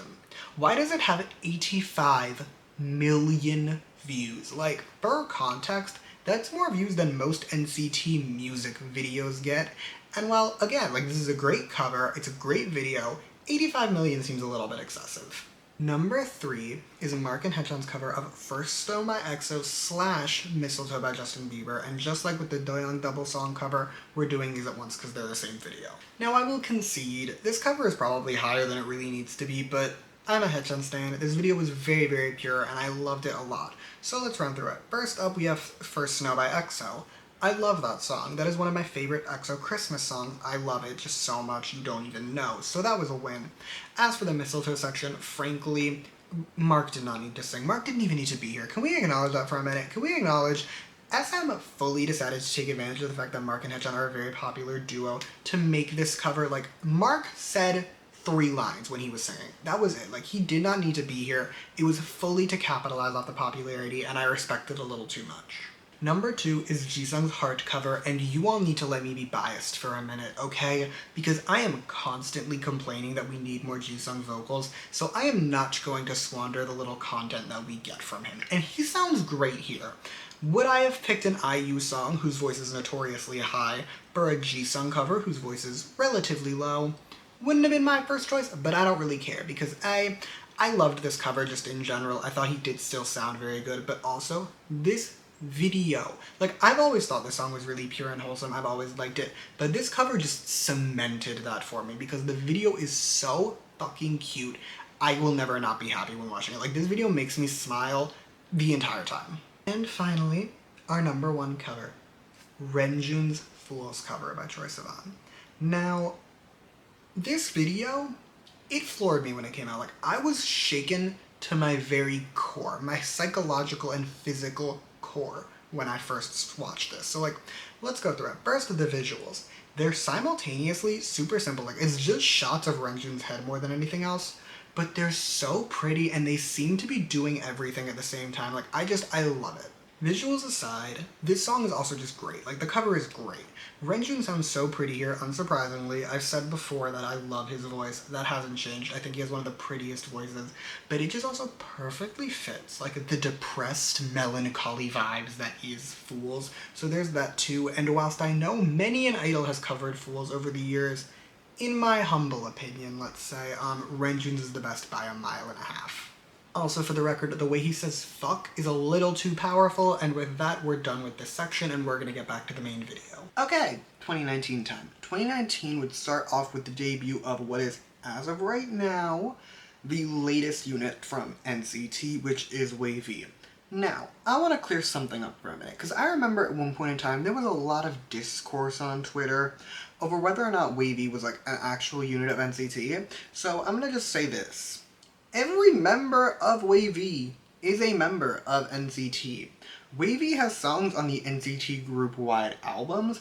They are obviously a unit of NCT. Like, I'm not gonna say it's the dumbest statement I've ever heard to say they're not NCT, like, they're not an NCT unit, but it's definitely one of them. Speaking of the members, though, let's get to them. Now, we've already done 4 of them. We've already talked about Kun, Winwin, Ten, and Lucas. However, there are 3 new members that we do still have to get to.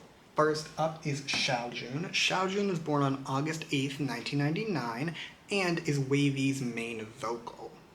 As for Xiaojun fun facts, he plays multiple instruments, which as someone who is not musically gifted, I find that very impressive. His favorite fictional character is Jack from Titanic, which, like, okay.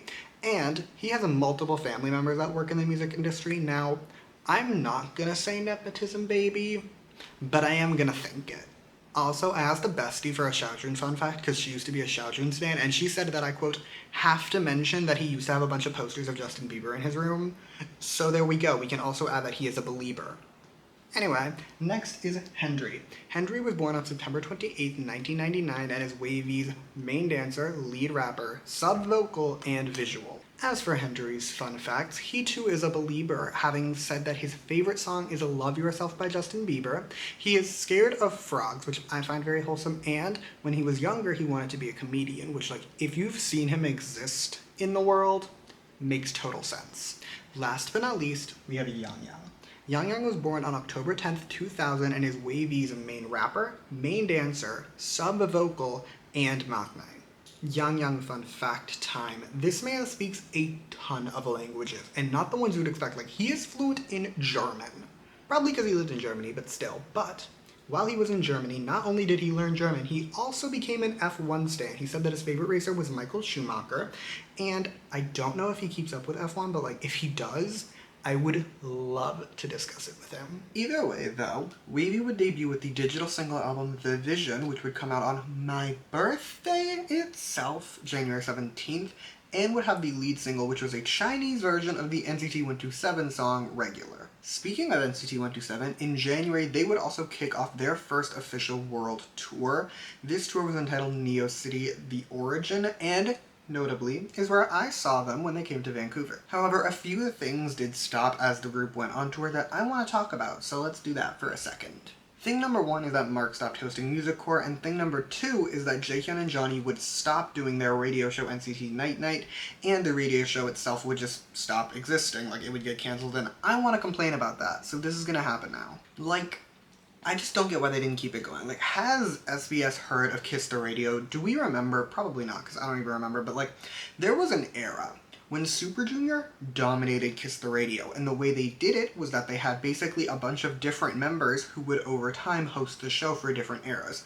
I don't know why SBS didn't do that with NCT, because NCT has a bunch of members. Like, all the Dream members were still in Korea and could have kept hosting NCT's Night Night. So, like, I don't get it, and it complains me, and it drives me nuts. But whatever, we've accepted it. It's been years. I've moved on, but I'm still a little cranky about it. Anyway, rant aside, the tour itself would technically run through February of 2020.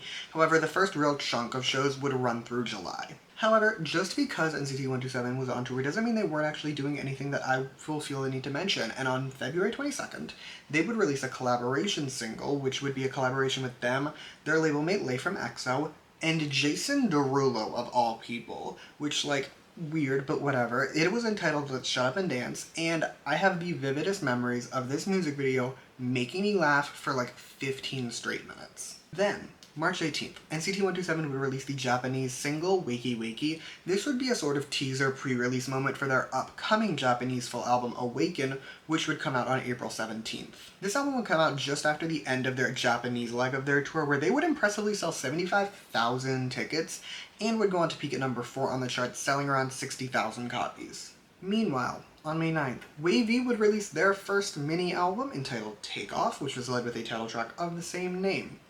Now, I am sure that I knew the reason at the time. If I had to take a stab at it now, I would assume it is the ever-constant feud between South Korea and China. But this album flopped. Like, for reference, NCT 127's first mini-album and NCT Dream's first single album both topped the Gaon charts. WayV's first mini-album did not chart whatsoever, and before you say anything being like, oh, it's because it's from China, WayV has since had albums charting. They've since had a #1 album. Like, that cannot be it. Theoretically, I suppose it could be that, like, the charts changed their rules, but the moral of the story is that this debut kind of flopped and it did not chart. Moving on, though, NCT 127 would actually pause their tour for a little bit to release their fourth mini-album, We Are Superhuman, along with its title track, Superhuman, which would come out on May 24th. Also, fun fact about this album. My friend texted me one night, like, right around the time it came out, and was like, hey, here's a link, like, you can get this album for $4. And I was like, what? No, you can't. So I look at the link, right? She was not lying to me. The bestie was not lying to me. So, like, I paid $4 for this. Literally, it was a moment. Like, shout out to the bestie. Anyway, let's talk about the song first, though, because I want to, simply because this is my favorite NCT 127 title, like, by a very wide margin, this is my favorite of their titles. So here's how I'm going to describe this song to you, okay? I want you to close your eyes. Imagine a shiny title, other than Don't Call Me. Don't choose Don't Call Me, it doesn't count for this. But imagine a shiny title other than Don't Call Me from the last, like, 6 or so years. Anything from View on, okay? Now make that an NCT song. Like, have the NCT 127 members sing it. That is this song. I am of the opinion, and by that I mean it's my crack theory, that this was a shiny throwaway song. And all I will say is, if you know anything about me, you'll know me comparing your title track to a shiny title is indeed very high praise. The album would also do quite well. It would give NCT 127 their latest #1 album and get the group another platinum certification for selling over 250,000 copies. Now, some of the more observant girlies might have noticed that the entire time I've been talking about 2019, I have yet to mention NCT Dream once. So you might have been wondering what NCT Dream is up to, and I'm so glad you are wondering that, because while the first half of 2019 was 127 focused, they actually didn't do very much for the second half of the year. Like, they were on tour for a lot of it. So it is now NCT Dream's time to shine. First, on June 6th, ironically Haechan's birthday, NCT Dream would release their first single since Mark's departure from the group. However, Haechan wouldn't be in it, even though it came out on his birthday. But this song would be an SM Station collab. They would collab with the singer Harvey to release Don't Need Your Love. This song, pop perfection hands down. I did a video a little while ago where it was like my top 10 NCT Dream songs. This was my #1. It's still my #1 NCT Dream song. Like, this is one of the best songs ever. But it also kind of flopped, so we're just going to keep moving. Then, in July, Taeyong would release his first solo single since debut with the release of Long Flight, which would be the sort of wrap-up song to the 3rd season of SM Station. However, Taeyong was not the only one releasing a digital single in July. NCT Dream would release another digital single that month with Fireflies. This song was for the World Scout Foundation, and then on July 23rd, they would actually perform this song in West Virginia at the World Scout Jamboree. And if you want to find some fun content, find them doing this song, like the behind the scenes content, it's very entertaining. Then just a few days later, NCT Dream would return with their third mini album, We Boom, along with its title track, Boom. Okay, so, the title track, right? You remember what I was saying about Superhuman being a shiny song? Boom is the same thing, only it's an EXO song. Like, this song, full banger vibes. I really like it. This is also the era that I really became a Dream stan. And it would also become the second song to get Dream a music show win. It would get them 2 more wins on the show. The album was also wildly successful. It became the highest selling NCT album at that time, with over 300,000 copies sold in the first month, and has since picked up a double platinum certification with over 600,000 copies sold. Quick note that in August, Renjun would start hosting a radio show for TBS. Now, I'm not going to repeat my rant about NCT Night Night. I'm just gonna keep moving before I get angry. Fast forwarding to October, Jaehyun would pick up another music show hosting job. This time he would join Minhyuk from Monsta X and Nan from April to host Inkigayo. He would do this for the next 15-ish months, but I'll tell you when he stops. Meanwhile, at the same time, members Taeyong, Ten, Lucas, and Mark would all debut in the new SM supergroup named Super M. Super M would debut at the end of October with their self-titled mini-album and would become the first K-pop group to top the Billboard 200 with a debut album. This was the source of much screaming on Twitter because as part of their tour they were selling albums.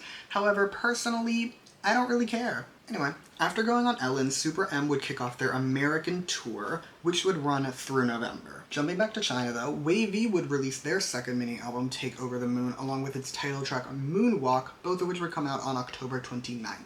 This comeback would also mark WayV's first album to appear on the Gaon charts, going on to peak at number 5, as well as making their television debut in Korea when they would perform the song on Show Champion. Then, in November, Doyoung would join the show Law of the Jungle for its latest arc.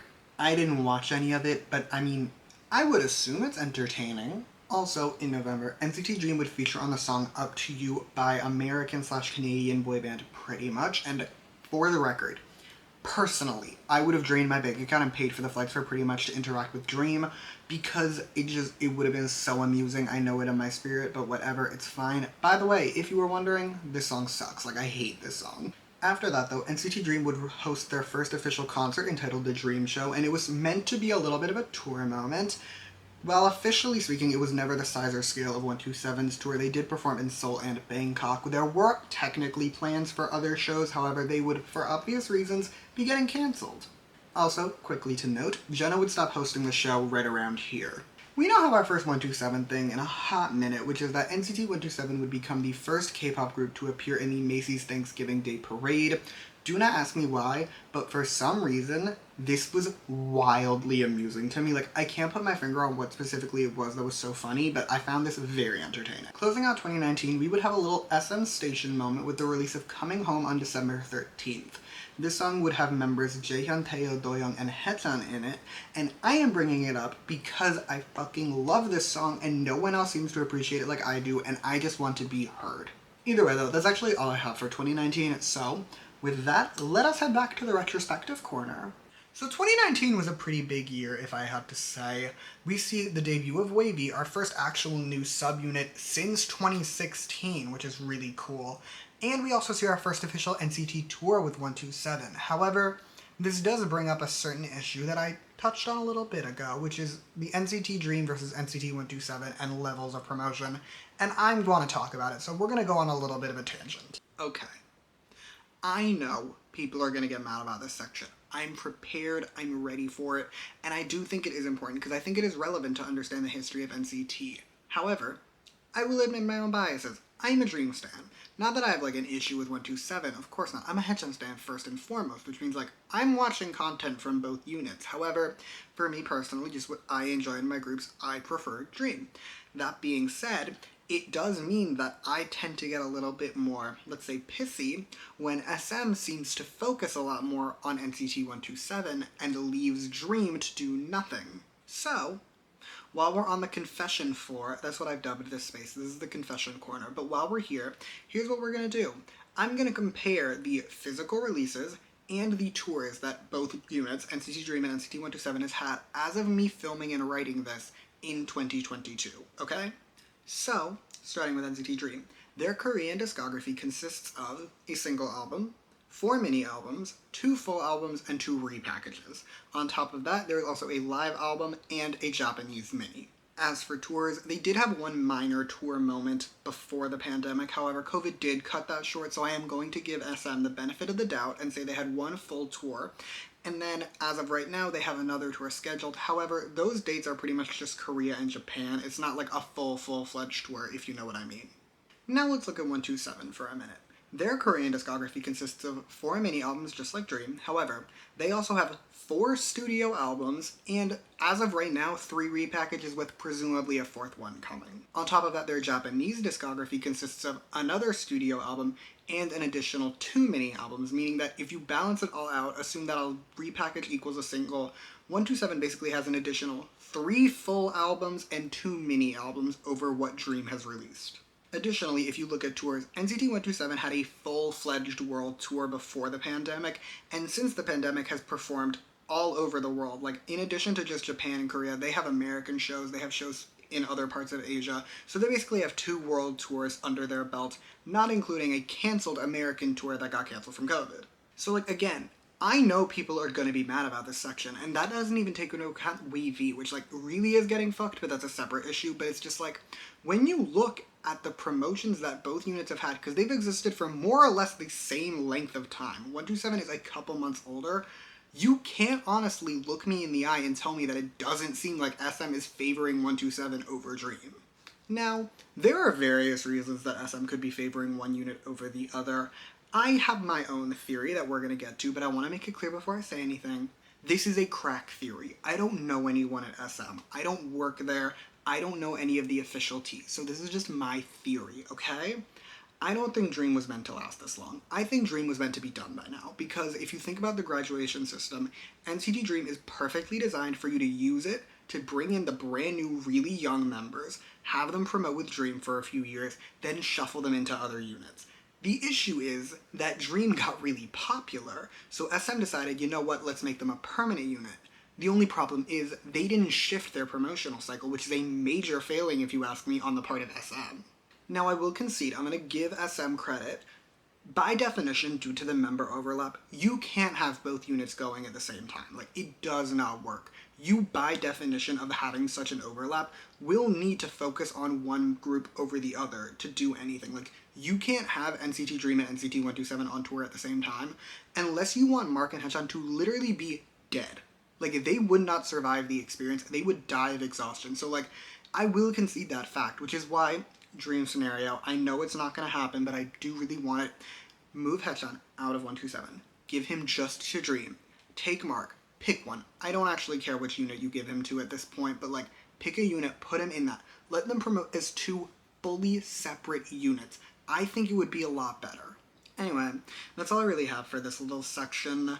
Thank you for coming to my TED Talk. I understand, like, I get it. People are going to be mad about this section. You can leave your dislikes, you can leave your comments telling me whatever you want to tell me. YouTube views it all as engagement anyway, so, like, I will be fine. But, like, I do think it is important to not ignore the fact that SM was very dismissive of NCT Dream for the first several years of their career. Like, if you think about it, for an SM group, right? If you think about when most SM groups got their first full, EXO, SHINee, Red Velvet all got their first full within the first year to 2 years. It took SM 5 years to give Dream a full album. I feel like that alone should say it all, but I'm going to start rambling again, so instead we're just going to get back to the video. Anyway, let's move on and enter the new decade that is the hellscape of 2020. So, starting off 2020, NCT Dream would release their first Japanese album entitled The Dream. This album would top the charts in Japan, selling around 60,000 copies and becoming the first album by any NCT unit to top the charts in Japan. Now, in the irony of ironies, after that, 2020 would actually start with a bunch of tours. NCT Dream would have another Dream show, the one in Bangkok. NCT 127 would be announcing their American tour, which we will get to. And Super M would resume their American tour, including coming here, where I would see them. Also, I know I told the story already. I don't care, I'm going to tell it again because I think it's amusing. Basically, when Super M debuted, I bought a copy of their album. I was like, I want to support them, I'm going to buy a copy of their album. So I did. Then, I'm talking to the bestie, right? And we're just talking, and I'm like, oh, I bought a couple albums. I bought this album, I bought this album, and I bought Super M's album. And she looks at me and she's like, we're getting a copy of Super M's album with our concert tickets. Now, in my defense, She is the one who bought the ticket, so like I didn't actually see the list of perks that they came with, but like basically, moral of the story, I now have 2 copies of Super M's debut album, and kids, pay attention when you buy concert tickets. Moving on from my stupidity though, every tour that I had just mentioned would obviously get postponed and then cancelled because, you know. However, the end of touring actually did not slow things down for NCT 127. They would release their second studio album, Neozone, along with its title track, Kick It, which would come out on March 6th, and this comeback was massively successful. Like, at the time, this was easily the biggest NCT comeback, not just for 127, but for every single unit. Starting with the song Kick It, she was very successful. Firstly, it would become the highest charting song from any NCT unit, peaking at number 21 on the Gaon charts. It would also become the longest charting song from any NCT unit. It charted for around 3 months, which I know does not feel like a lot in like comparison to some songs. Like, we have Spring Day, which came out in 2017 and is still charting, but like, other than BTS and a handful of other exceptions, most boy groups don't really chart for more than a few months, so like, by comparison, it was very successful. On top of that, the album Neozone would sell unbelievably well. Now, I would say part of that is because it was included as a perk in the tickets for NCT 127's then cancelled American tour, which is how I got it. I got this album because I had a ticket to that tour. But either way, like, the album sold 800,000 copies in 2020, making it the 8th highest selling album released that year, and by far the highest selling NCT album at the time. Literally a week later, Wavy would release a repackaged version of their second mini album entitled Take Over the Moon Sequel. This album would go on to peak at number 3 on the Gaon charts, selling around 75,000 copies. Following various album promotions, the NCT members who were in Super M would rejoin Super M to become the first artist to take part in the SM Beyond Live concert series, which, if you somehow missed it, a seemingly endless run of online concerts, Super M's would be entitled Beyond the Future and would take place on April 26th. While, personally, I would never pay for an online concert, I seem to be in more of a minority opinion because this concert would, officially speaking, sell around 75,000 tickets and had Lord knows how many people watching it illegally online. Then, just a few days later on April 29th, NCT Dream would return with their 4th mini album entitled Reload, along with its title track Ridin', and would be another successful comeback from NCT. In just 2020, Reload the album would sell around 600,000 copies, however it has since sold even more with its current sales sitting around 800,000 or so. On top of that, the title track Ridin' would snatch the crown from Kick It as the highest charting song from an NCT unit, becoming the first one to break into the top 20, where it would peak at number 17 on the Gaon charts. Also, just a quick little note/complaint moment, this comeback would also mark the end of NCT Dream's graduation system. SM would announce that Mark would be rejoining the rest of NCT Dream, and that they would go on to continue with 7 members from that point forward. And while I know, myself included, a lot of people were happy about this, I just remember the first couple months of 2020 when SM refused to announce what was happening, because, mind you, by their own rules, the 4 oldest members, Renjun, Jaemin, Jeno, and Haechan, should have all graduated at the end of 2019. SM just refused to comment on it for like months on end, leaving me unbelievably stressed, so we're just gonna add it to the list of endless reasons we hate SM. Moving on though, Wavy would become the first official NCT unit to have an online concert when they would kick off the little NCT concert moment that Beyond Live was doing. Their show would be entitled Beyond the Vision and would take place on May 3rd. A week after that, NCT Dream would host an online concert of their own entitled Beyond the Dream Show, and then 127 would follow that a week later with Beyond the Origin. NCT 127 would then release a repackaged version of their second studio album. This album would be entitled Neozone The Final Round, along with its lead single Punch, coming out on May 19th. Punch would then re-break the record for highest charting NCT song, becoming the first song from any of the units to peak in the top 5 of the Gaon charts when it peaked at number 5. As for the album, it became the latest in a long line of #1 albums from NCT, and would sell around 500,000 copies, getting the group a double platinum certification. Moving into June, Wavy would release their first full album entitled Awaken the World, along with its title track Turn Back Time. This album peaked at number 3 on the weekly Gaon charts and became the group's first to sell 100,000 copies in Korea. Skipping July because it bores me, on August 14th, Super M would return with the digital single 100, which was a pre-release for their upcoming full album, which is right here. This would be followed by another digital single, Tiger Inside, before the release of the album itself, Super 1, along with its title track, 1 parentheses Monster in Infinity, which would come out on September 25th. Super 1 would get Super M their first #1 album in Korea, topping the Gaon charts and selling over 500,000 copies, getting them a double platinum certification. Just a quick little mention that in October, Renjun would stop hosting his radio show. However, he would actually be replaced by Channel, which only makes me angrier about NCT's Night Night, so we're gonna keep moving before I start screaming. Anyway, after Super M promotions were done, the various NCT members would reunite for our second full group album, and we would actually see 2 new members get introduced, so I know it's been a minute, but we're actually gonna head back to the poster. So, we're back. As stated, I have 2 new members to get through, so let's get into it. First up, we have Shotaro. Shotaro was born in Japan on November 25th, 2000, making him only the 2nd Japanese member of NCT. And, okay, this is going to be true for both of these two. NCT U doesn't have, like, full-blown positions, so I can't actually give you, like, his technical spot, but I will say he is, officially speaking, he is a rapper, but is really a dancer, so, like, we're just going to put it that way and move on. Shotaro fun fact time. He has a dog, which we love to see, because, again, dog lover here. He also had a TikTok before debuting, which he has since deactivated, but you can find some of the videos on YouTube and stuff, and he looks like he was a very good dancer in them, so there is that. But this is my favorite of the Shotaro fun facts that I have. He became a dancer because his mom loves to dance, and he would dance with his mom, which, like, I find that so wholesome, I can't even express it. Our second and final new member that we're ever gonna do in this video is Sungchan. Sungchan was born on September 13th, 2001, and is NCT's technically a rapper, but, like, again, positions are hard, but he's officially speaking, I think, a rapper, so there is that. As for his fun facts, he is friends with Jungwoo. They trained together before debuting. His favorite type of dog is a beagle, which we can respect. It's not my first choice, but I will accept it. And he hosted Inkigayo for over a year, having just stopped a few months ago. Alright, members are done. Back to the album. So, October 12th, NCT would release the album Resonance Part 1, which would be led with the single Make-A-Wish parentheses birthday song. This comeback would do very well, however, Kick It would still remain the most successful NCT title track, although Make-A-Wish would hold one very impressive record, which it does still hold to this day, which I already mentioned, but it is currently, as of me having written these notes, the most viewed NCT music video from any of the units, with over 250 million views. As for the album, it was massively successful. It would become the first NCT album to clear 1 million sales, with just the pre-orders alone totaling 1.1 million copies.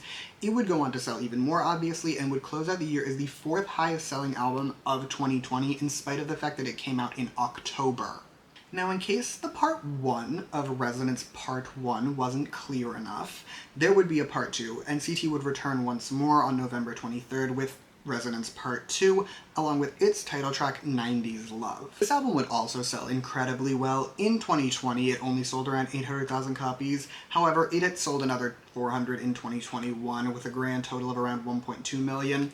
And on top of that, the kid version of this album got a platinum certification for selling over 250,000 copies. Quick note that around this time, Yuta would start hosting a radio show of his own, a Japanese radio show to be specific. This was originally meant to only last a couple of months in promotion of the upcoming NCT 127 Japanese mini album. However, it was popular, so it got to continue. Then, on December 4th, NCT would wrap up their Resonance series with the release of the single Resonance, which was a combination of different stuff. They tried to do a Sherlock moment, it didn't work, but it did notably contain every single member of NCT, aka all 23 of them. Closing out the year, we would actually have another online concert, this time from all of NCT, and would take place on December 27th. My God. Like, for me personally at least, when I think of the year of NCT, I personally think of 2021, but I cannot deny NCT was doing the absolute most in 2020. Also, I must give credit where credit is due. NCT promotion seemed more or less completely unaffected by COVID. Like, obviously that's not actually true. They had to cancel 127's tour. They obviously couldn't tour at all that year, but, like, they were still doing a ton of promotions in spite of being unable to tour, which low-key just only makes me more concerned what their schedule would have looked like if they could tour. All that being said, though, whatever NCT was doing was clearly working. Like, whilst I do still think of 2021 as the year of NCT, 2020 is when they really cemented themselves as one of the top boy groups, like on par with Bangtan and 17. That's obviously not to say that they weren't popular before, they very clearly were, but I would say 2020 is when they really like shot up in popularity and became one of like the boy groups, if you know what I mean. Are we ready? This intermission, this next intermission, is the one that I'm by far the most hyped for. And that is the Wheel of K-Pop Boys. Now, if you're confused, the Wheel of K-Pop Boys was a thing I saw on Twitter that my bestie showed me. Shoutouts to the bestie. But you can basically take any male in K-pop and put them in one of these categories. So here's how it works. There are 4 sections. Each one of those 4 sections has 3 sections. Each one of those 3 has 2 sections, and every single male in K-pop can be put in one of them. Now, as said, this is not my original brainchild. This came from someone else. I will have that tweet in the description because I must give credit where credit is due. But I did make this wheel myself, like physically. So here's the thing. I don't want to hear it. I don't want to hear that my handwriting is bad. I don't want to hear that you can't see it because I do have stickers. We will actually be like physically putting everyone in a category. I'm going to give you a picture of it and you're going to be appreciative, I guess. I don't know. Like, I don't want to hear it. I know my handwriting is terrible and I know you can't actually see it right now, but I'm really, really excited, so we're doing this anyway. Now, because I decided to have more fun with this, I came up with some rules. Rule number 1, no one person can be used to fill multiple categories. I know, people are complex, but that's just how we're doing it. Rule number 2 is sort of the opposite. No category can be used to fill multiple people. We have 23 members, 24 categories. This is going to be so much fun. Anyway, last thing, less of a rule, more of a disclaimer, just a classic. These are just opinions. I don't know these men in reality. I only know their on-camera personalities, and that's all I have to work with. So that's all I did work with. However, you can think that I'm dead wrong. You can tell me every single characterization that I put on this board is incorrect. That's fine. I love that for you. I love that for me. I love that for us. All right, starting from the top and going clockwise, at least for me. First up, I skipped No Social Calendar Gamer. No one gets to go there. No Social Calendar Workaholic, I put Shotaro for one key reason. This matchup made me laugh a lot, so that's why he gets to go there. Next, Mark. He is under Lived Abroad and ABB or Rapper. Now, I know you can't see it because I didn't actually feel like writing it all in, but you will see it in the tweet at the bottom. There are notes. For this exact category, it says that part of it is that they have retained one character trait since high school. Mark Lee, at the age of 23, me and Mark are like 6 months apart, right? He is still someone I went to high school with. Like, he still gives the exact characterization of someone I went to high school with when we were in high school. Plus, this category just kind of exists for him. Like, if he's not an ABB or rapper, I don't know what he is. In the other Lived Abroad category, aka Church Opa, Johnny So. Now, hear me out. I have actually 2 reasonings for this. The first one is a reasoning that I had the entire time, which is that Johnny absolutely gives the type of guy who would give me a speech about how Jesus loves me. Like, he would. So I looked it up, right? I went on Twitter and I was like, hey, is there any lore for Johnny being like a deep Christian man? And turns out there is, because did you know that Johnny So auditioned for SM Entertainment with a church hymn? This is a true story. This is confirmed, in fact, by Johnny himself. He auditioned to join SM Entertainment with a church hymn. I don't think I need to say more as to why he's in Church Opa. Next, in the Why Is He Famous category, we have part 1, which is rich parents. Obviously, I put Channel here. Listen. This category, no one else could go here in the way Channel could go here. Channel is the epitome of rich parents. He had multiple solo albums before debuting. He doesn't even bother to live in the dorms. He lives in a nice house with his mom. Like, Channel equals rich parents more than anything else. In our final Some Guy category, we have Born With a Good Face, where I put Sungchan. Now, hear me out, right? You might be thinking, there are more people that would be better fit for this category, and you're not wrong. I have other people I would put in this category, and I had a long list of people I wanted to put here, but here's the thing. Whenever anyone talks about Sungchan, like anyone in the entertainment industry, I mean, all they talk about is the fact that he's attractive. He seems to have no other character traits to anyone else, so I decided he doesn't get any other character traits for this either, and he gets to go in Born With a Good Face. Listen, I know it's cramped. I don't want to hear it. I did this with, like, by hand. I did not have a ruler, so I don't want to hear it. Anyway, we have now reached the For the Vibes section, specifically the art host subcategory, where we have Bad Attitude, where I put not Jamin, because listen, I know Jamin doesn't fit the art ho vibes, but he does fit Bad Attitude. Again, you can't see the notes because I didn't write them, but In there it says that this is for the men who do not care about the overall vibes. Like, they do not care about the overall things happening around them. They're gonna do what they're gonna do, and that is Jamin to a T. Because Jamin does not give a shit what's going on with the rest of Dream when he's talking to them. Like, he does not care. His brain is not present most of the time. He is just there to do him, and I love that for him. Next is a bad music taste, where I put 10. Now, I don't think I have to prove to you that 10 is an art hoe. I think we've all just kind of accepted that fact. So instead, I'm going to say, Paint Me Naked and Lolo exist, and I don't think I have to say anything else. We are now entering the mood makers, and first up, we have Diva Bitch, where we, of course, have to have Lee Hae-chan. Now listen, he is meant for this category. There are other people that I thought about putting here, and I was like, no. No one else gives Diva Bitch more than this man. This man lives and breathes Diva Bitch in the most affectionate of ways, and I couldn't, in all good consciousness, put anyone else here. Next, the human version of those inflatable waving tube men. Jungwoo. Listen, for the record, I texted the bestie who, as previously mentioned, is a Jungwoo stan, and I said, hey, I'm doing this. Where should I put Jungwoo? And she immediately responded with this category, and we trust her opinions, so here he goes. Into the ancient deity section we go, and first up we have Sickly Ghost of a Man, Doyoung. I really don't think I have to elaborate on this one. I think we all know Doyoung is here, like, come on, let's be real. But I did also text the bestie, because again, Doyoung stan, and I asked her, and she immediately responded Sickly Ghost of a Man, so he is a Sickly Ghost of a Man. In our final for the vibes section, we have Earthly Tree or From Space. Hendry.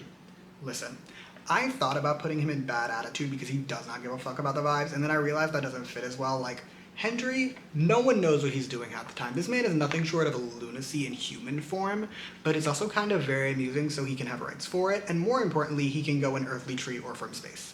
We have entered main character syndrome, specifically the Miss Bitch section, where at number 1, the first thing we have is Snake, where I put Yuta. I feel like Yuta's main purpose in life, at least as an NCT member, is to be a chaos gremlin, and whilst I fully respect him for that, it does mean that he gets to go in Snake. Next, for Cat Guy or Fox, I put Renjun. Listen, this is another one where I texted the bestie because at the very least when it comes to her men, I trust her opinion, and I asked her, I was like, hey, what about Renjun? And she said, quote, Renjun must be in one of the Miss Bitch categories. He isn't really a snake, so he gets to be a cat guy or a fox. Next, First Life Maknae, absolutely Park Ji-sung. Listen, Ji-sung debuted, officially speaking, at the age of 14. However, he was in SM Rookies when he was 11. Ji-sung is absolutely First Life Maknae. I don't think anyone embodies First Life Maknae to the extent that Ji-sung does. Next, Golden Maknae. I put Yang Yang. Hear me out. This is part of it just being that I fucked myself over with my rule that I couldn't film multiple sections with multiple members, because that does very much limit the opportunities for the Maknae section. So, there, like, Ji-sung was obviously going to be First Life Maknae, Hae-chan was obviously going to be Diva Bitch, so, like, Yang Yang kind of got stuck, but it also does fit, so I'm okay with it. In our first Always Meant to Be Famous section, we have a career-ending scandal and lived, where I put Lucas. Now, I know he didn't really live, but, like, is anyone else gonna go here? I don't think so. Like, I feel like we've all agreed that on this wheel, Lucas has had a career-ending scandal. Anyway, for post-disbandment variety MC, I put Jaehyun. Listen, here's how I interpret this category. I think of it as, even once your group is dead, or at the very least on hiatus, we will never be free of you. Like, think of it like Hicho, right? We are never free of that man. He's a menace to society. Jaehyun's a positive version of that, because, like, we're never going to be rid of Jaehyun when NCT's on hiatus or disband. Like, I know it in my soul, but I'm also so ready for it that I am actually not upset. We have reached our final main section, which is the backbone, specifically emotional support, specifically therapy dog, where I specifically put Jeno. I feel like I really don't have to elaborate all that much on this one, so instead I'm going to put it this way. In the span of a single episode of one of Dream's shows, they made Jeno sleep in a dog bed and then joke about buying him dog food. Yeah. Next, therapized, I put Xiaojun. Listen, I asked the bestie, because this is her ex-man's, I was like, hey, how do you feel about Xiaojun in therapized? Like, would you say that he should go there? And she responded with, quote, I would say so. So there we go. Next, Carries the Trauma, Itaehyung. Listen, I will admit, I was debating between Carries the Trauma and Therapized for like a hot minute, and I've decided that he's like 40% Therapized and 60% Carries the Trauma, so he got to end up in Carries the Trauma, but like it's Carries the Trauma parentheses also Therapized. Next, Future Landlord, I put Win-Win. Listen, This category, again in the notes, it's like the accumulation of wealth even post-music. Win-Win doesn't even really fuck with music anymore. He's out here acting and presumably making a lot of money at it, so there you go. In our penultimate category, aka retirement plan, I put Peo.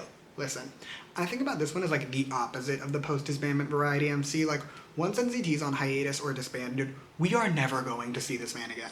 Taylor is going to disappear into the background.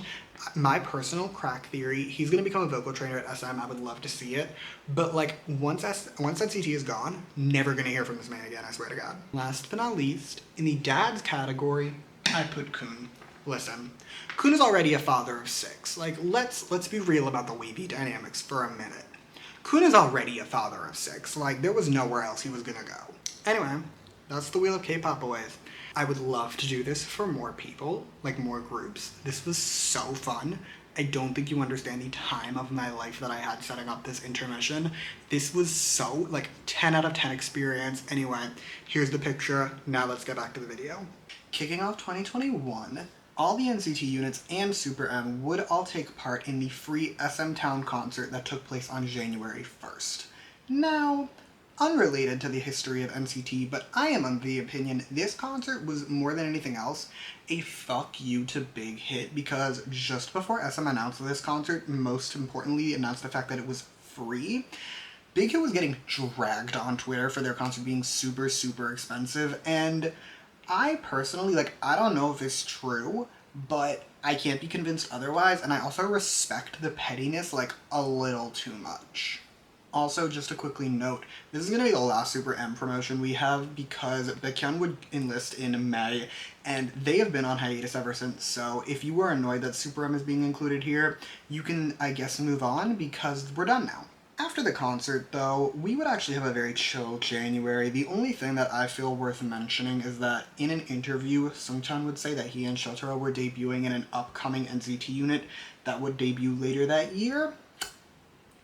Okay, honey, whatever you say.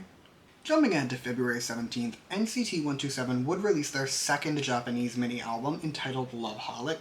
This album would give NCT 127 their first #1 album in Japan, as well as become the highest-selling album from any NCT unit in Japan, and become the first to get a gold certification. Also, another quick note, around this time Jaehyun stopped hosting Inkigayo after over a year of doing it. However, Inkigayo would not be free of an NCT member. He would actually be replaced by Sungchan, who would host Inkigayo for another year alongside Jihoon from Treasure and Yoojin from formerly IZ*ONE, future Lee IVE. Then, in March, WayV would release their third mini-album, Kickback, and would get their first #1 album in Korea, and their highest-selling album in the country, selling over 350,000 copies, and becoming the group's first album to get a platinum certification. Okay, the next piece of lore is a complicated one, so I just need you to go with me for a minute. In May, SM would announce the show K-Pop Goes Hollywood, which was supposed to be a competition show to help them get members for their then upcoming new NCT unit, NCT Hollywood.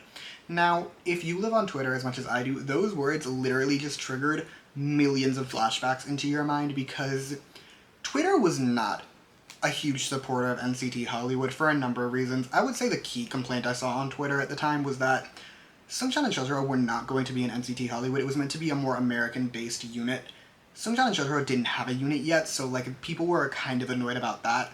But also, there was just a lot of discourse going on Twitter, and again, my opinion, I do not work at SM Entertainment. However, I do believe that there is a good crew who does that is monitoring Twitter 24/7 to gauge public perception to things, and Twitter did not really seem that excited about this. And I do not work at SM, but I think this got canceled because since the announcement, we have not heard a whisper about NCT Hollywood, so if I had to guess, I'd bet my money that it's never gonna happen. Either way though, also in May, actually on May 10th, NCT Dream would release their first full album, Hot Sauce, along with a title track of the same name.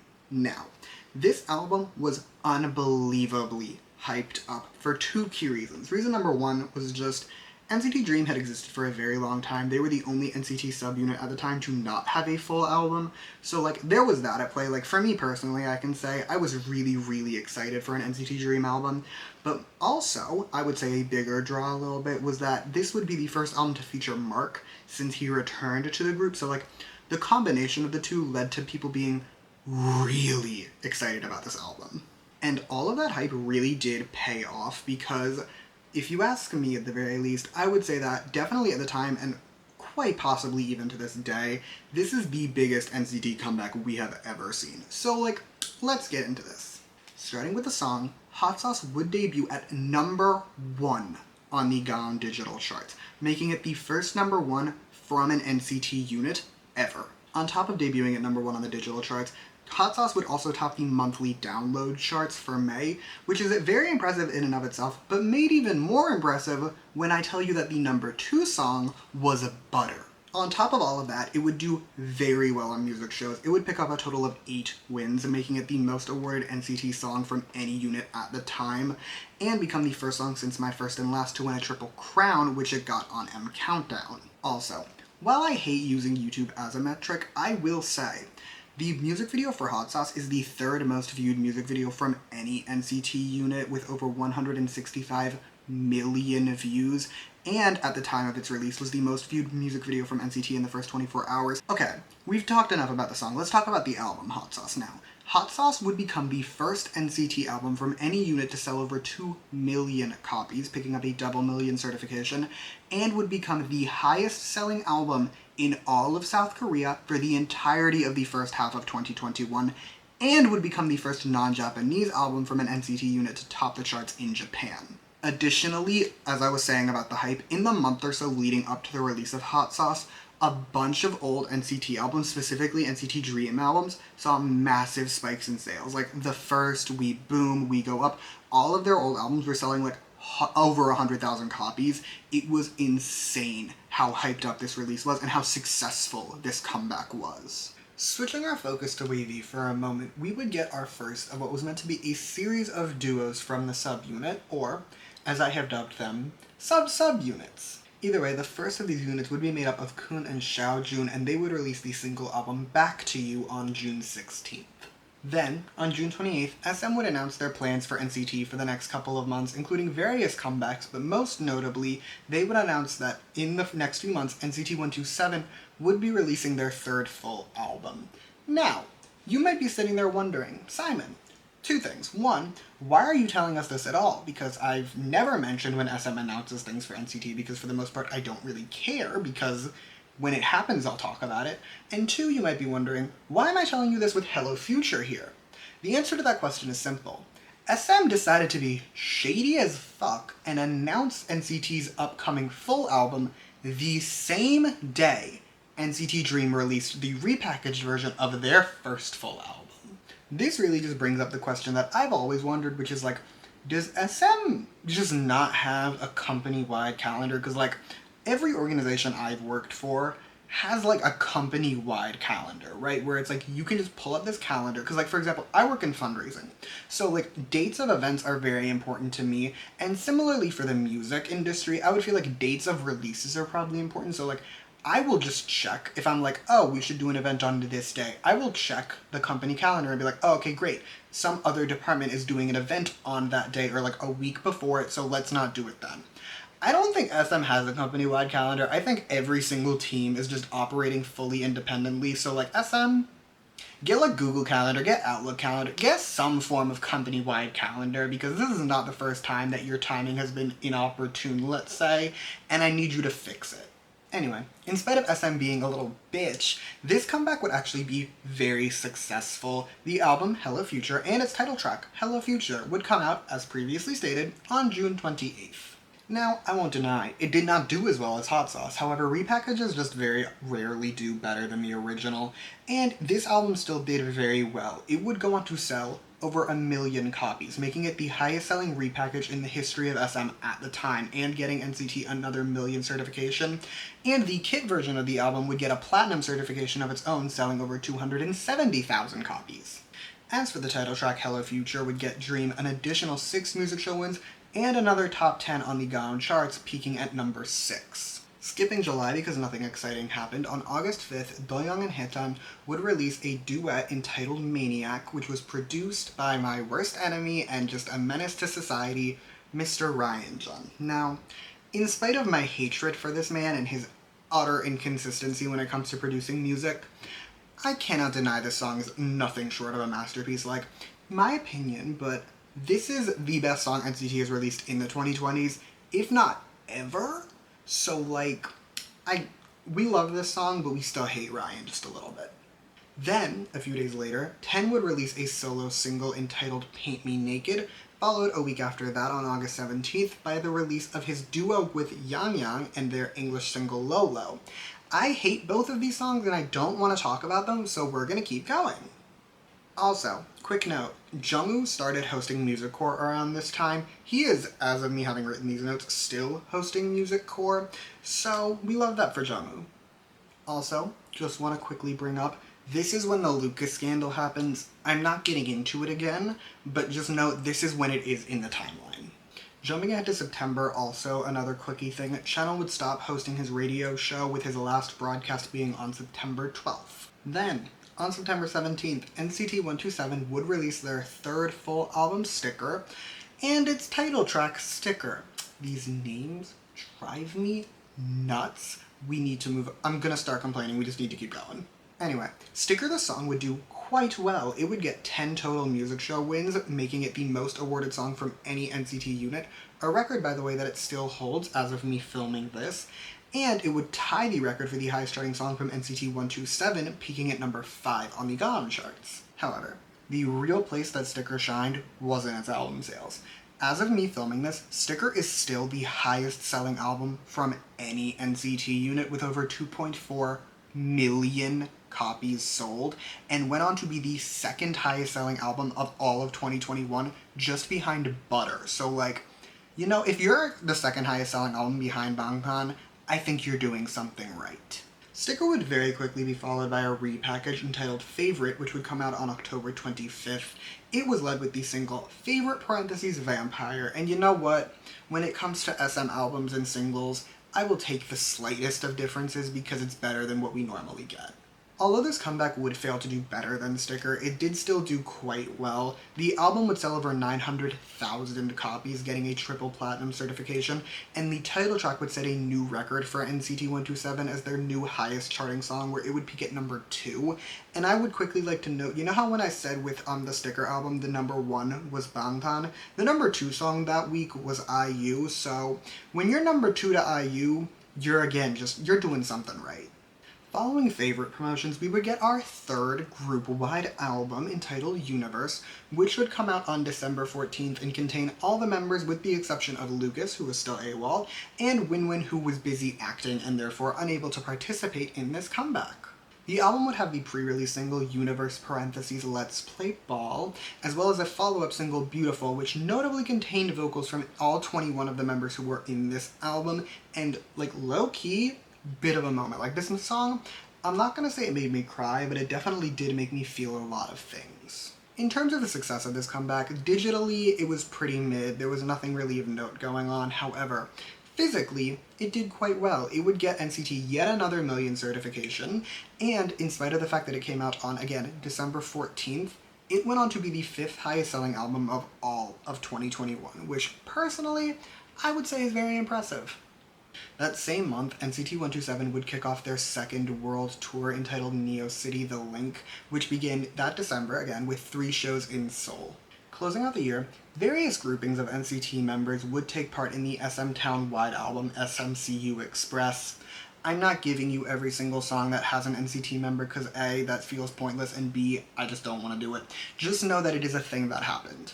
Okay, I know I said it earlier, but, like, now do you understand why I say that 2021 was the year of NCT? Like, for some context, okay? In Korea, in just 2021, NCT sold roughly 10,132,458 albums, according to the Gaon charts, okay?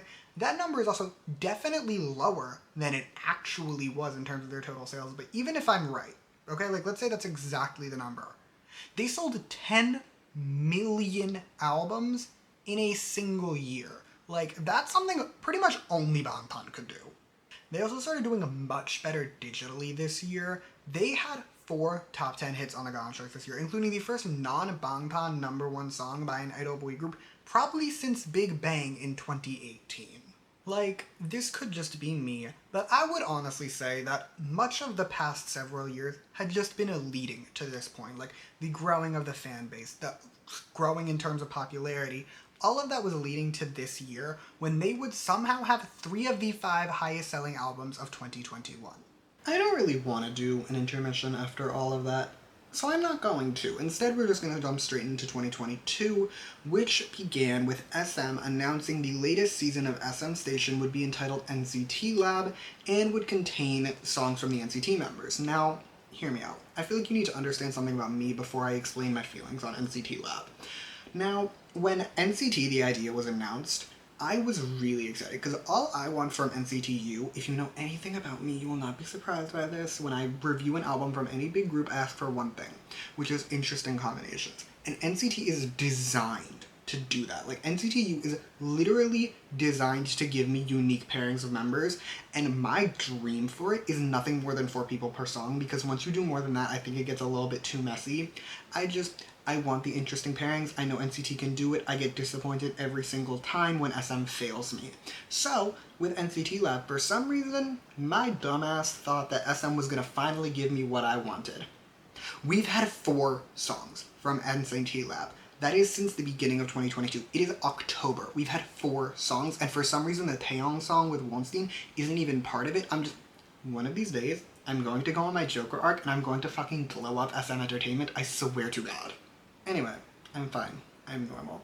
NCT Lab would start on February 4th with the release of Mark's first solo single entitled Child.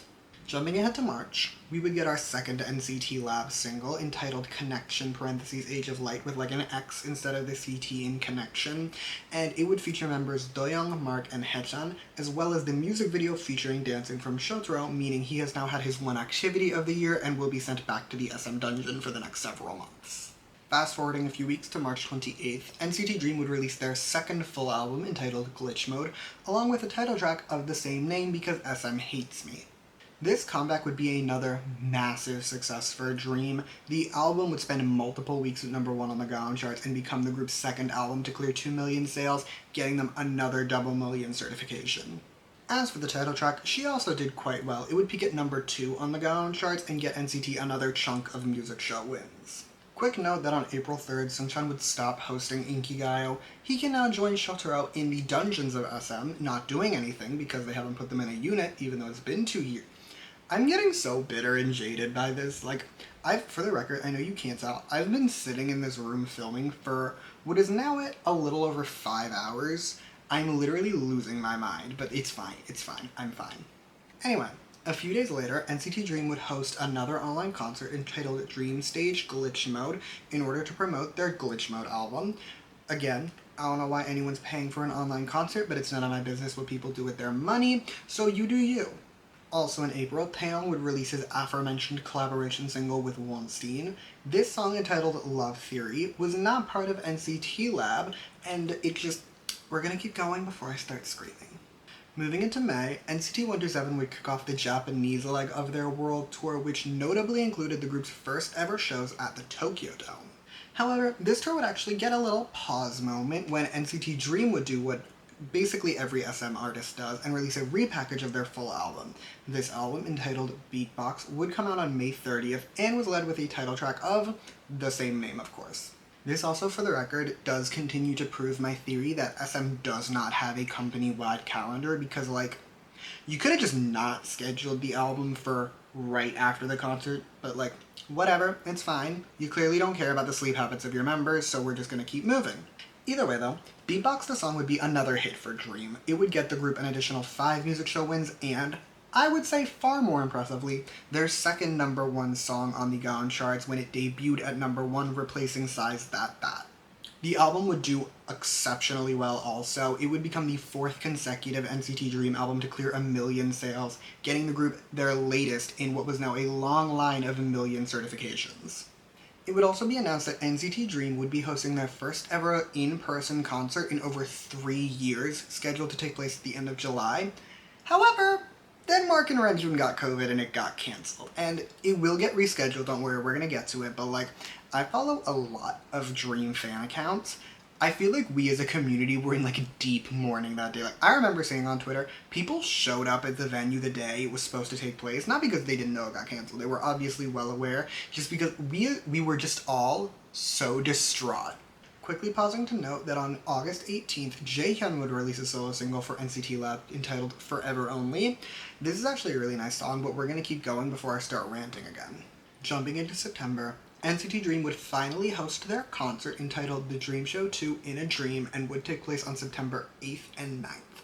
Now, in addition to some new dates, we actually have a new venue, which was the Jamshid Olympic Stadium. Now, I need you to understand what it actually means to hold a concert here before we continue, because this is not just your run-of-the-mill arena, okay? This is the largest venue in all of Korea. It has a capacity of roughly 70,000 people. It is substantially larger than the Tokyo Dome, which, you know, I think it's very impressive, at least if you ask me, when people play there, so, like, this is bigger than that. Like, for your reference, okay? Here's a list of every single K-pop artist who performed at this venue between January 1st, 2019 and the Dream concert. Now, I know, there was COVID in there, but you have all of 2019 at your disposal, you have a good chunk of 2020, you have all of 2021, at least once people started doing in-person concerts. So, like, we have enough here for me to give you a sample, okay? So here's the list. BTS. Thus concludes the list. Like, this is not the venue that anyone goes to. Like, for the record, also, just a few days after Dream is when IU performed there. So, like, if you're performing at a venue where Bangtan and IU are performing, you are doing everything right. SM, for the record, has also since added some dates in Japan to this concert tour, so it is going to be a little bit of a tour moment, but I will get to that later. Moving on September 16th, NCT 127 would return with their fourth full album entitled Two Baddies and was led with a title track of the same name. Now, I'm not going to talk too much about this title track because, frankly, it makes me sad. It literally sent me spiraling. I will have the review of this album in the description if you want to watch me actually just go off about my feelings, but I will say it was quite successful. The album, in just its first week, sold 1.5 million copies. The title track, Two Baddies, would also get NCT 127 another top 10 on what is now the Circle charts, where it would go on to peak at number 8. Additionally, in support of this comeback, SM would add 2 additional shows to NCT 127's tour, taking place in New York and LA. These tickets, when they went on sale, bloodbath. Twitter was exploding. I was sitting there laughing because I was not going to go fly to LA for a concert, but, like, people were losing it. These tickets sold out in seconds. Like, it was a moment. Also, because it's my channel, I do want to complain about something really quick. You remember how a little while ago I told you that I had a copy of Neozone because I had tickets to their American tour that got canceled, and how I literally just said that I was not going to fly to LA for a concert? Yeah, the original American tour had, like, multiple cities besides New York and LA, and as someone who doesn't live in one of those cities, I'm a little bitter because this is not the first time. Like, every single tour that I had tickets for in 2020 that got canceled, with the exception of Gil, all of them would get rescheduled without coming here, and I'm bitter about it. I wanted to complain. I'm done now. We can keep going. That, however, is everything we have up until this point. Again, I'm filming this on October 1st. Granted, I've been filming all day, so really let's say that I finished these notes on September 30th. So, like, anything that happens between me filming this and me uploading this, hopefully I'll get it, and, like, I can just add a little bit of footage, but, like, please be kind to me if, like, tomorrow SM announces something. Like, I'm sorry. I did my best, okay? Anyway, looking to the future, first of all, presumably we're getting a repackage of Two Baddies just because, like, every other NCT full has a repackage, so, like, if I had to guess, we're gonna get one, and it'll probably sell well, so, like, if there's anything SM knows how to do, it's sell albums. as far as what we actually like know for sure 100% has been confirmed. For 127, they have concerts scheduled in the US, Jakarta, and just a few days ago, they announced 2 additional shows in Seoul at the same Olympic stadium NCT Dream performed at, so we have that to look forward to. As for NCT Dream, they have concerts scheduled in Japan, and there has been allegedly discussions of them adding dates, so like, hopefully we'll get a tour, hopefully they'll come here. However, I will not be caring until they A, announce it, and B, I don't care if they don't come here. I know it's like a thing that like people always care about concerts. I don't care if they're not coming to me because I'm not going anywhere to see them. But anyway, yeah, that's it. So let's have our 2022 retrospective. I really don't have a ton to say for the 2022 retrospective that I didn't already cover in the past. So here are some highlights. NCT 127 got to go back on another world tour. NCT Dream got to have a concert. NCT Dream got to continue proving they were really, really popular. SM got to continue ignoring this proof, and Wavy got to do nothing. Like, I get why we weren't gonna get a full Wavy comeback, like full group comeback, but it was the nothingness for me. Like, it's honestly kind of sad. Either way, though, I don't really have anything else to say for 2022. However, we are not done yet, because it is now time for our final intermission. So, for the final intermission, I have decided that I'm gonna rate the album packaging of every NCT album I have in my album collection. And now, that's a key phrase here because I do not have a copy of every single NCT album. I do have a good few, but not all of them, so we're only doing the ones that I actually have a copy of. So, this is gonna work in the stars system, okay? Like 1 to 5 stars, including halves, and there will be 2 key factors that determine your score. Factor number 1 is just the size of the album, just like really big, really small, normal sized, all of that. Factor number 2 is the album cover. Basically just what I think of it, how it looks, how you use the space, all of that. Now, I know this is getting repetitive, but I do want to make it abundantly clear once more. These are just opinions. You can totally disagree with my opinions. I love that for you. I love that for me. I love that for us. Also, in the case of albums that I have multiple versions for, I basically just chose the version that I like the best. I decided to give it the benefit of the doubt and the highest score it can possibly get, so that's how I chose. Next thing, I'm including Super M here for one key reason. This section is doubling as me putting these albums away because the NCT shelf is right here and here. So I had to take out the Super M albums, which means I'm gonna have to put them away so they get to be ranked. Last thing, I know I normally go from worst to best when I do these types of things. This is gonna be different because I normally store my albums in like chronological-ish order. So we're going in chronological order. Alright, let's get started. First up, we have NCT Dreams the First, which I'm going to give 3 out of 5 stars. Hear me out. This is the smallest album in my collection for Dream at the very least, and it's not that small is bad. Small can be very cute, but just look at the cover for a minute, right?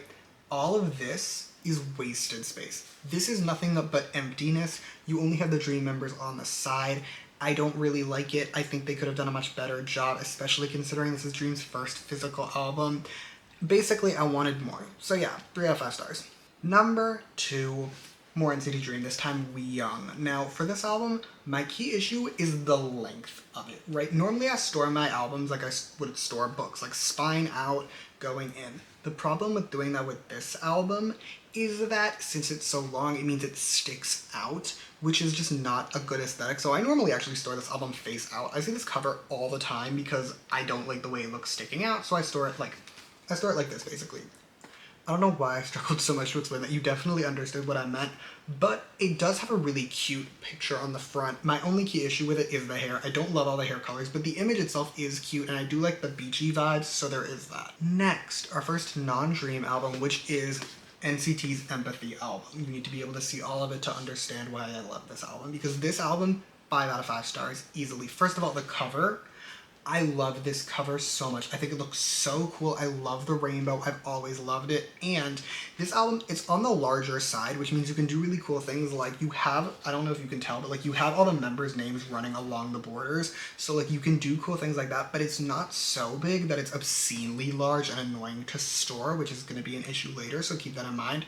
But yeah, I love this album, 5 stars hands down. Next is another Dream album, which is We Go Up, and I'm giving this also 5 stars. This is another 5 out of 5 for me because, like, first of all, the size, it's small. This is like a classic SM album size. They have a bunch of albums that are like exactly this size, so it does fit really well with all the others, but more importantly, it's not too big, but it's not too small, and they use the space they have well. Like, if you look at the cover, right, there's not a ton of wasted space, and this album cover is so cute. It's a classic. I love it. 5 stars. Next, we have not only our first 127 album, but actually the first NCT album I ever had a copy of, which is Regular Irregular. Now, for this album, 1 star, I'm so sorry. Like, firstly, the size, like, if you look at it, this is on the larger side, which means it's more annoying to store. It means it needs to be on a taller shelf. For me, I like to store all the albums for the same group together, which means I need to give all of NCT a taller shelf, which just, I have limited amounts of tall shelves that can store albums like this, which means doing something like this, I'm taking up space that I don't necessarily have. And also, if you look at the cover, like,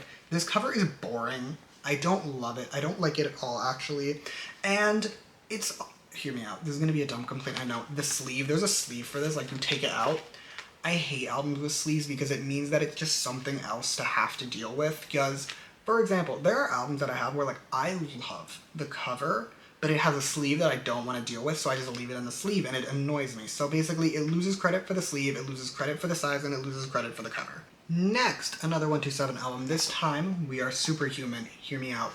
5 stars easily. First of all, I really like the cover. I think it looks really, really cool with the way it reflects and shit. I love the cover. The sizing is really nice. You will see, this is the first in like 10 straight NCT albums that I have copies of that are this exact size, which, like, I love consistent sizing. You're gonna get that as a trend as we do this part, but, like, I love consistent sizing. I love the cover. Yeah, 5 stars.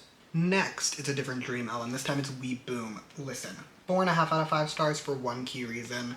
The space at the top, it is being wasted. Like, I get they wanted to, because, I don't know if you can tell. Hold on, here. There we go. See, like, you can see that they have the spray and shit going on.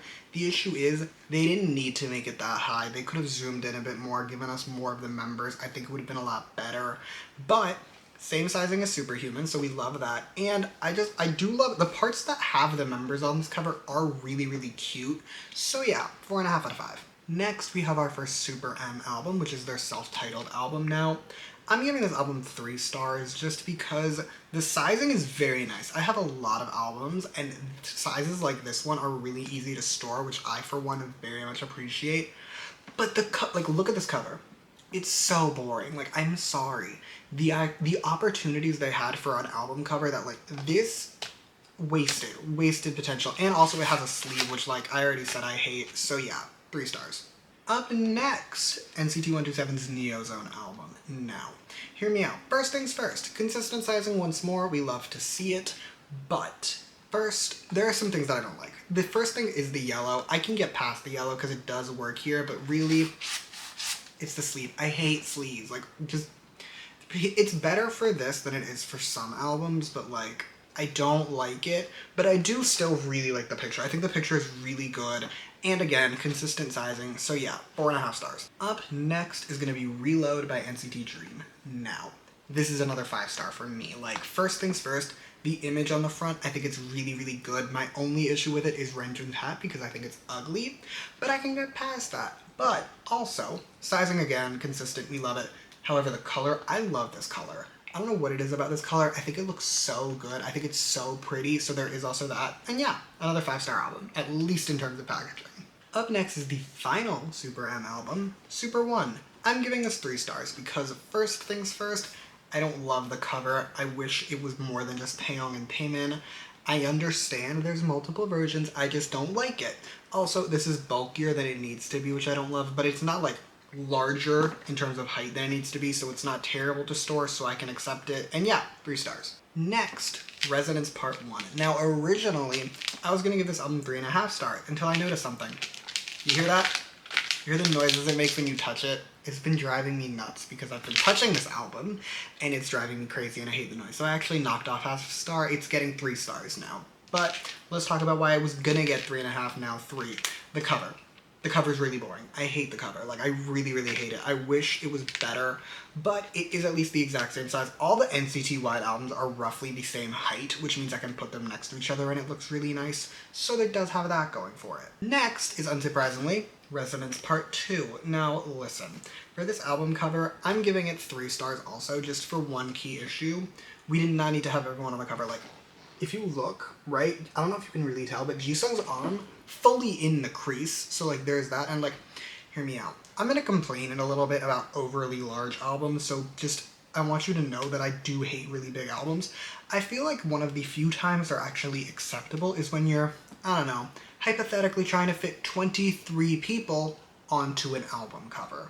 Moving on though, next up is going to be Hot Sauce, which I'm gonna give 2.5 stars, because look at this album cover for a minute.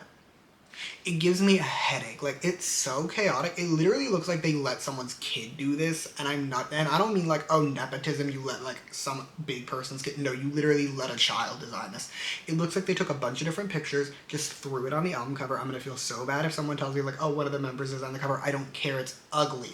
The only thing this album really has going for it is the size. I really like this size albums, in case you couldn't tell, so it does have that. However, I still hate the cover with all my heart and soul, so it gets 2.5 stars. Next is Hello Future. Now, I'm giving this album 3 stars for one key reason.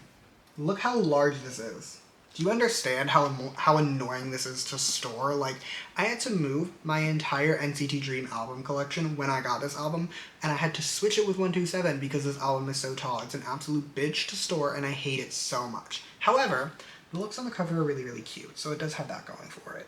We now have our final 127 album, which is Sticker. Listen, I'm giving this album 4.5 stars. First of all, the size, really nice, really cool, really like it. Also the cover, I think this cover is so cool. I love the green with the black and white. I just think it looks really, really cool. So yeah, 4.5 stars. Next is the final NCT wide album, which is Universe. This gets 3 stars for me. Like, first of all, the cover, again, they tried to fit everyone on here, but it's the same size as Resonance, and while I do appreciate the consistency, it means you don't have the room to fit everyone on here, and I don't like it. Also, the sleeve, I hate it. My only thing that is really a positive for this album is that it is consistent sizing, which I do really, really like. But yeah, 3 stars. Moving on, next, Glitch Mode. This gets 4 stars for me because, whilst I don't love the size, again, it's a little bigger than I would like, the looks on the cover, like, kind of slang, kind of serving in slang, so I'll look past the sizing, it gets 4 stars. Last but not least, Beatbox. Now, I'm giving this 4.5 stars because while I don't love the sizing, again, at least it is consistent, and more importantly, this cover is really cute. Like, I really like this cover. I think it's so cute. I love it so much. So yeah, 4.5 stars. Anyway, that has been our final intermission. Thank you so much for joining me on this experience. It has been very convenient because it let me put away all the NCT albums I had to pull out without having to just sit here in silence. It's been a fun way to do it. So I appreciated that. And thank you for joining me on this intermission experience. Alright, that's all I got. We're done. Thank you for watching. If you actually watched through all of this, you deserve a damn medal because for some reference of how long this has taken me, I've only filmed the parts of this video that are in this chair right now. And I've been in here for 6 hours, so I don't think it's going to be a very big leap to say this is going to be a long-ass video, but thank you so much for watching it. If you did, feel free to like and subscribe if you want to, or don't. I will really be okay either way. Also, comment your thoughts, like, YouTube loves engagement. Comment whatever you want. You can tell me how stupid I am. You can tell me how great this video is. You can tell me other groups you want me to do because, like, I have a list, but I'm always happy to add to it. But other than that, you can also look in the description. I will have all my other history ofs. I will have any links that I said would be down there. And I will have all my NCT reviews so you can check all of those out if you so choose. But yeah, thank you again for watching. Bye!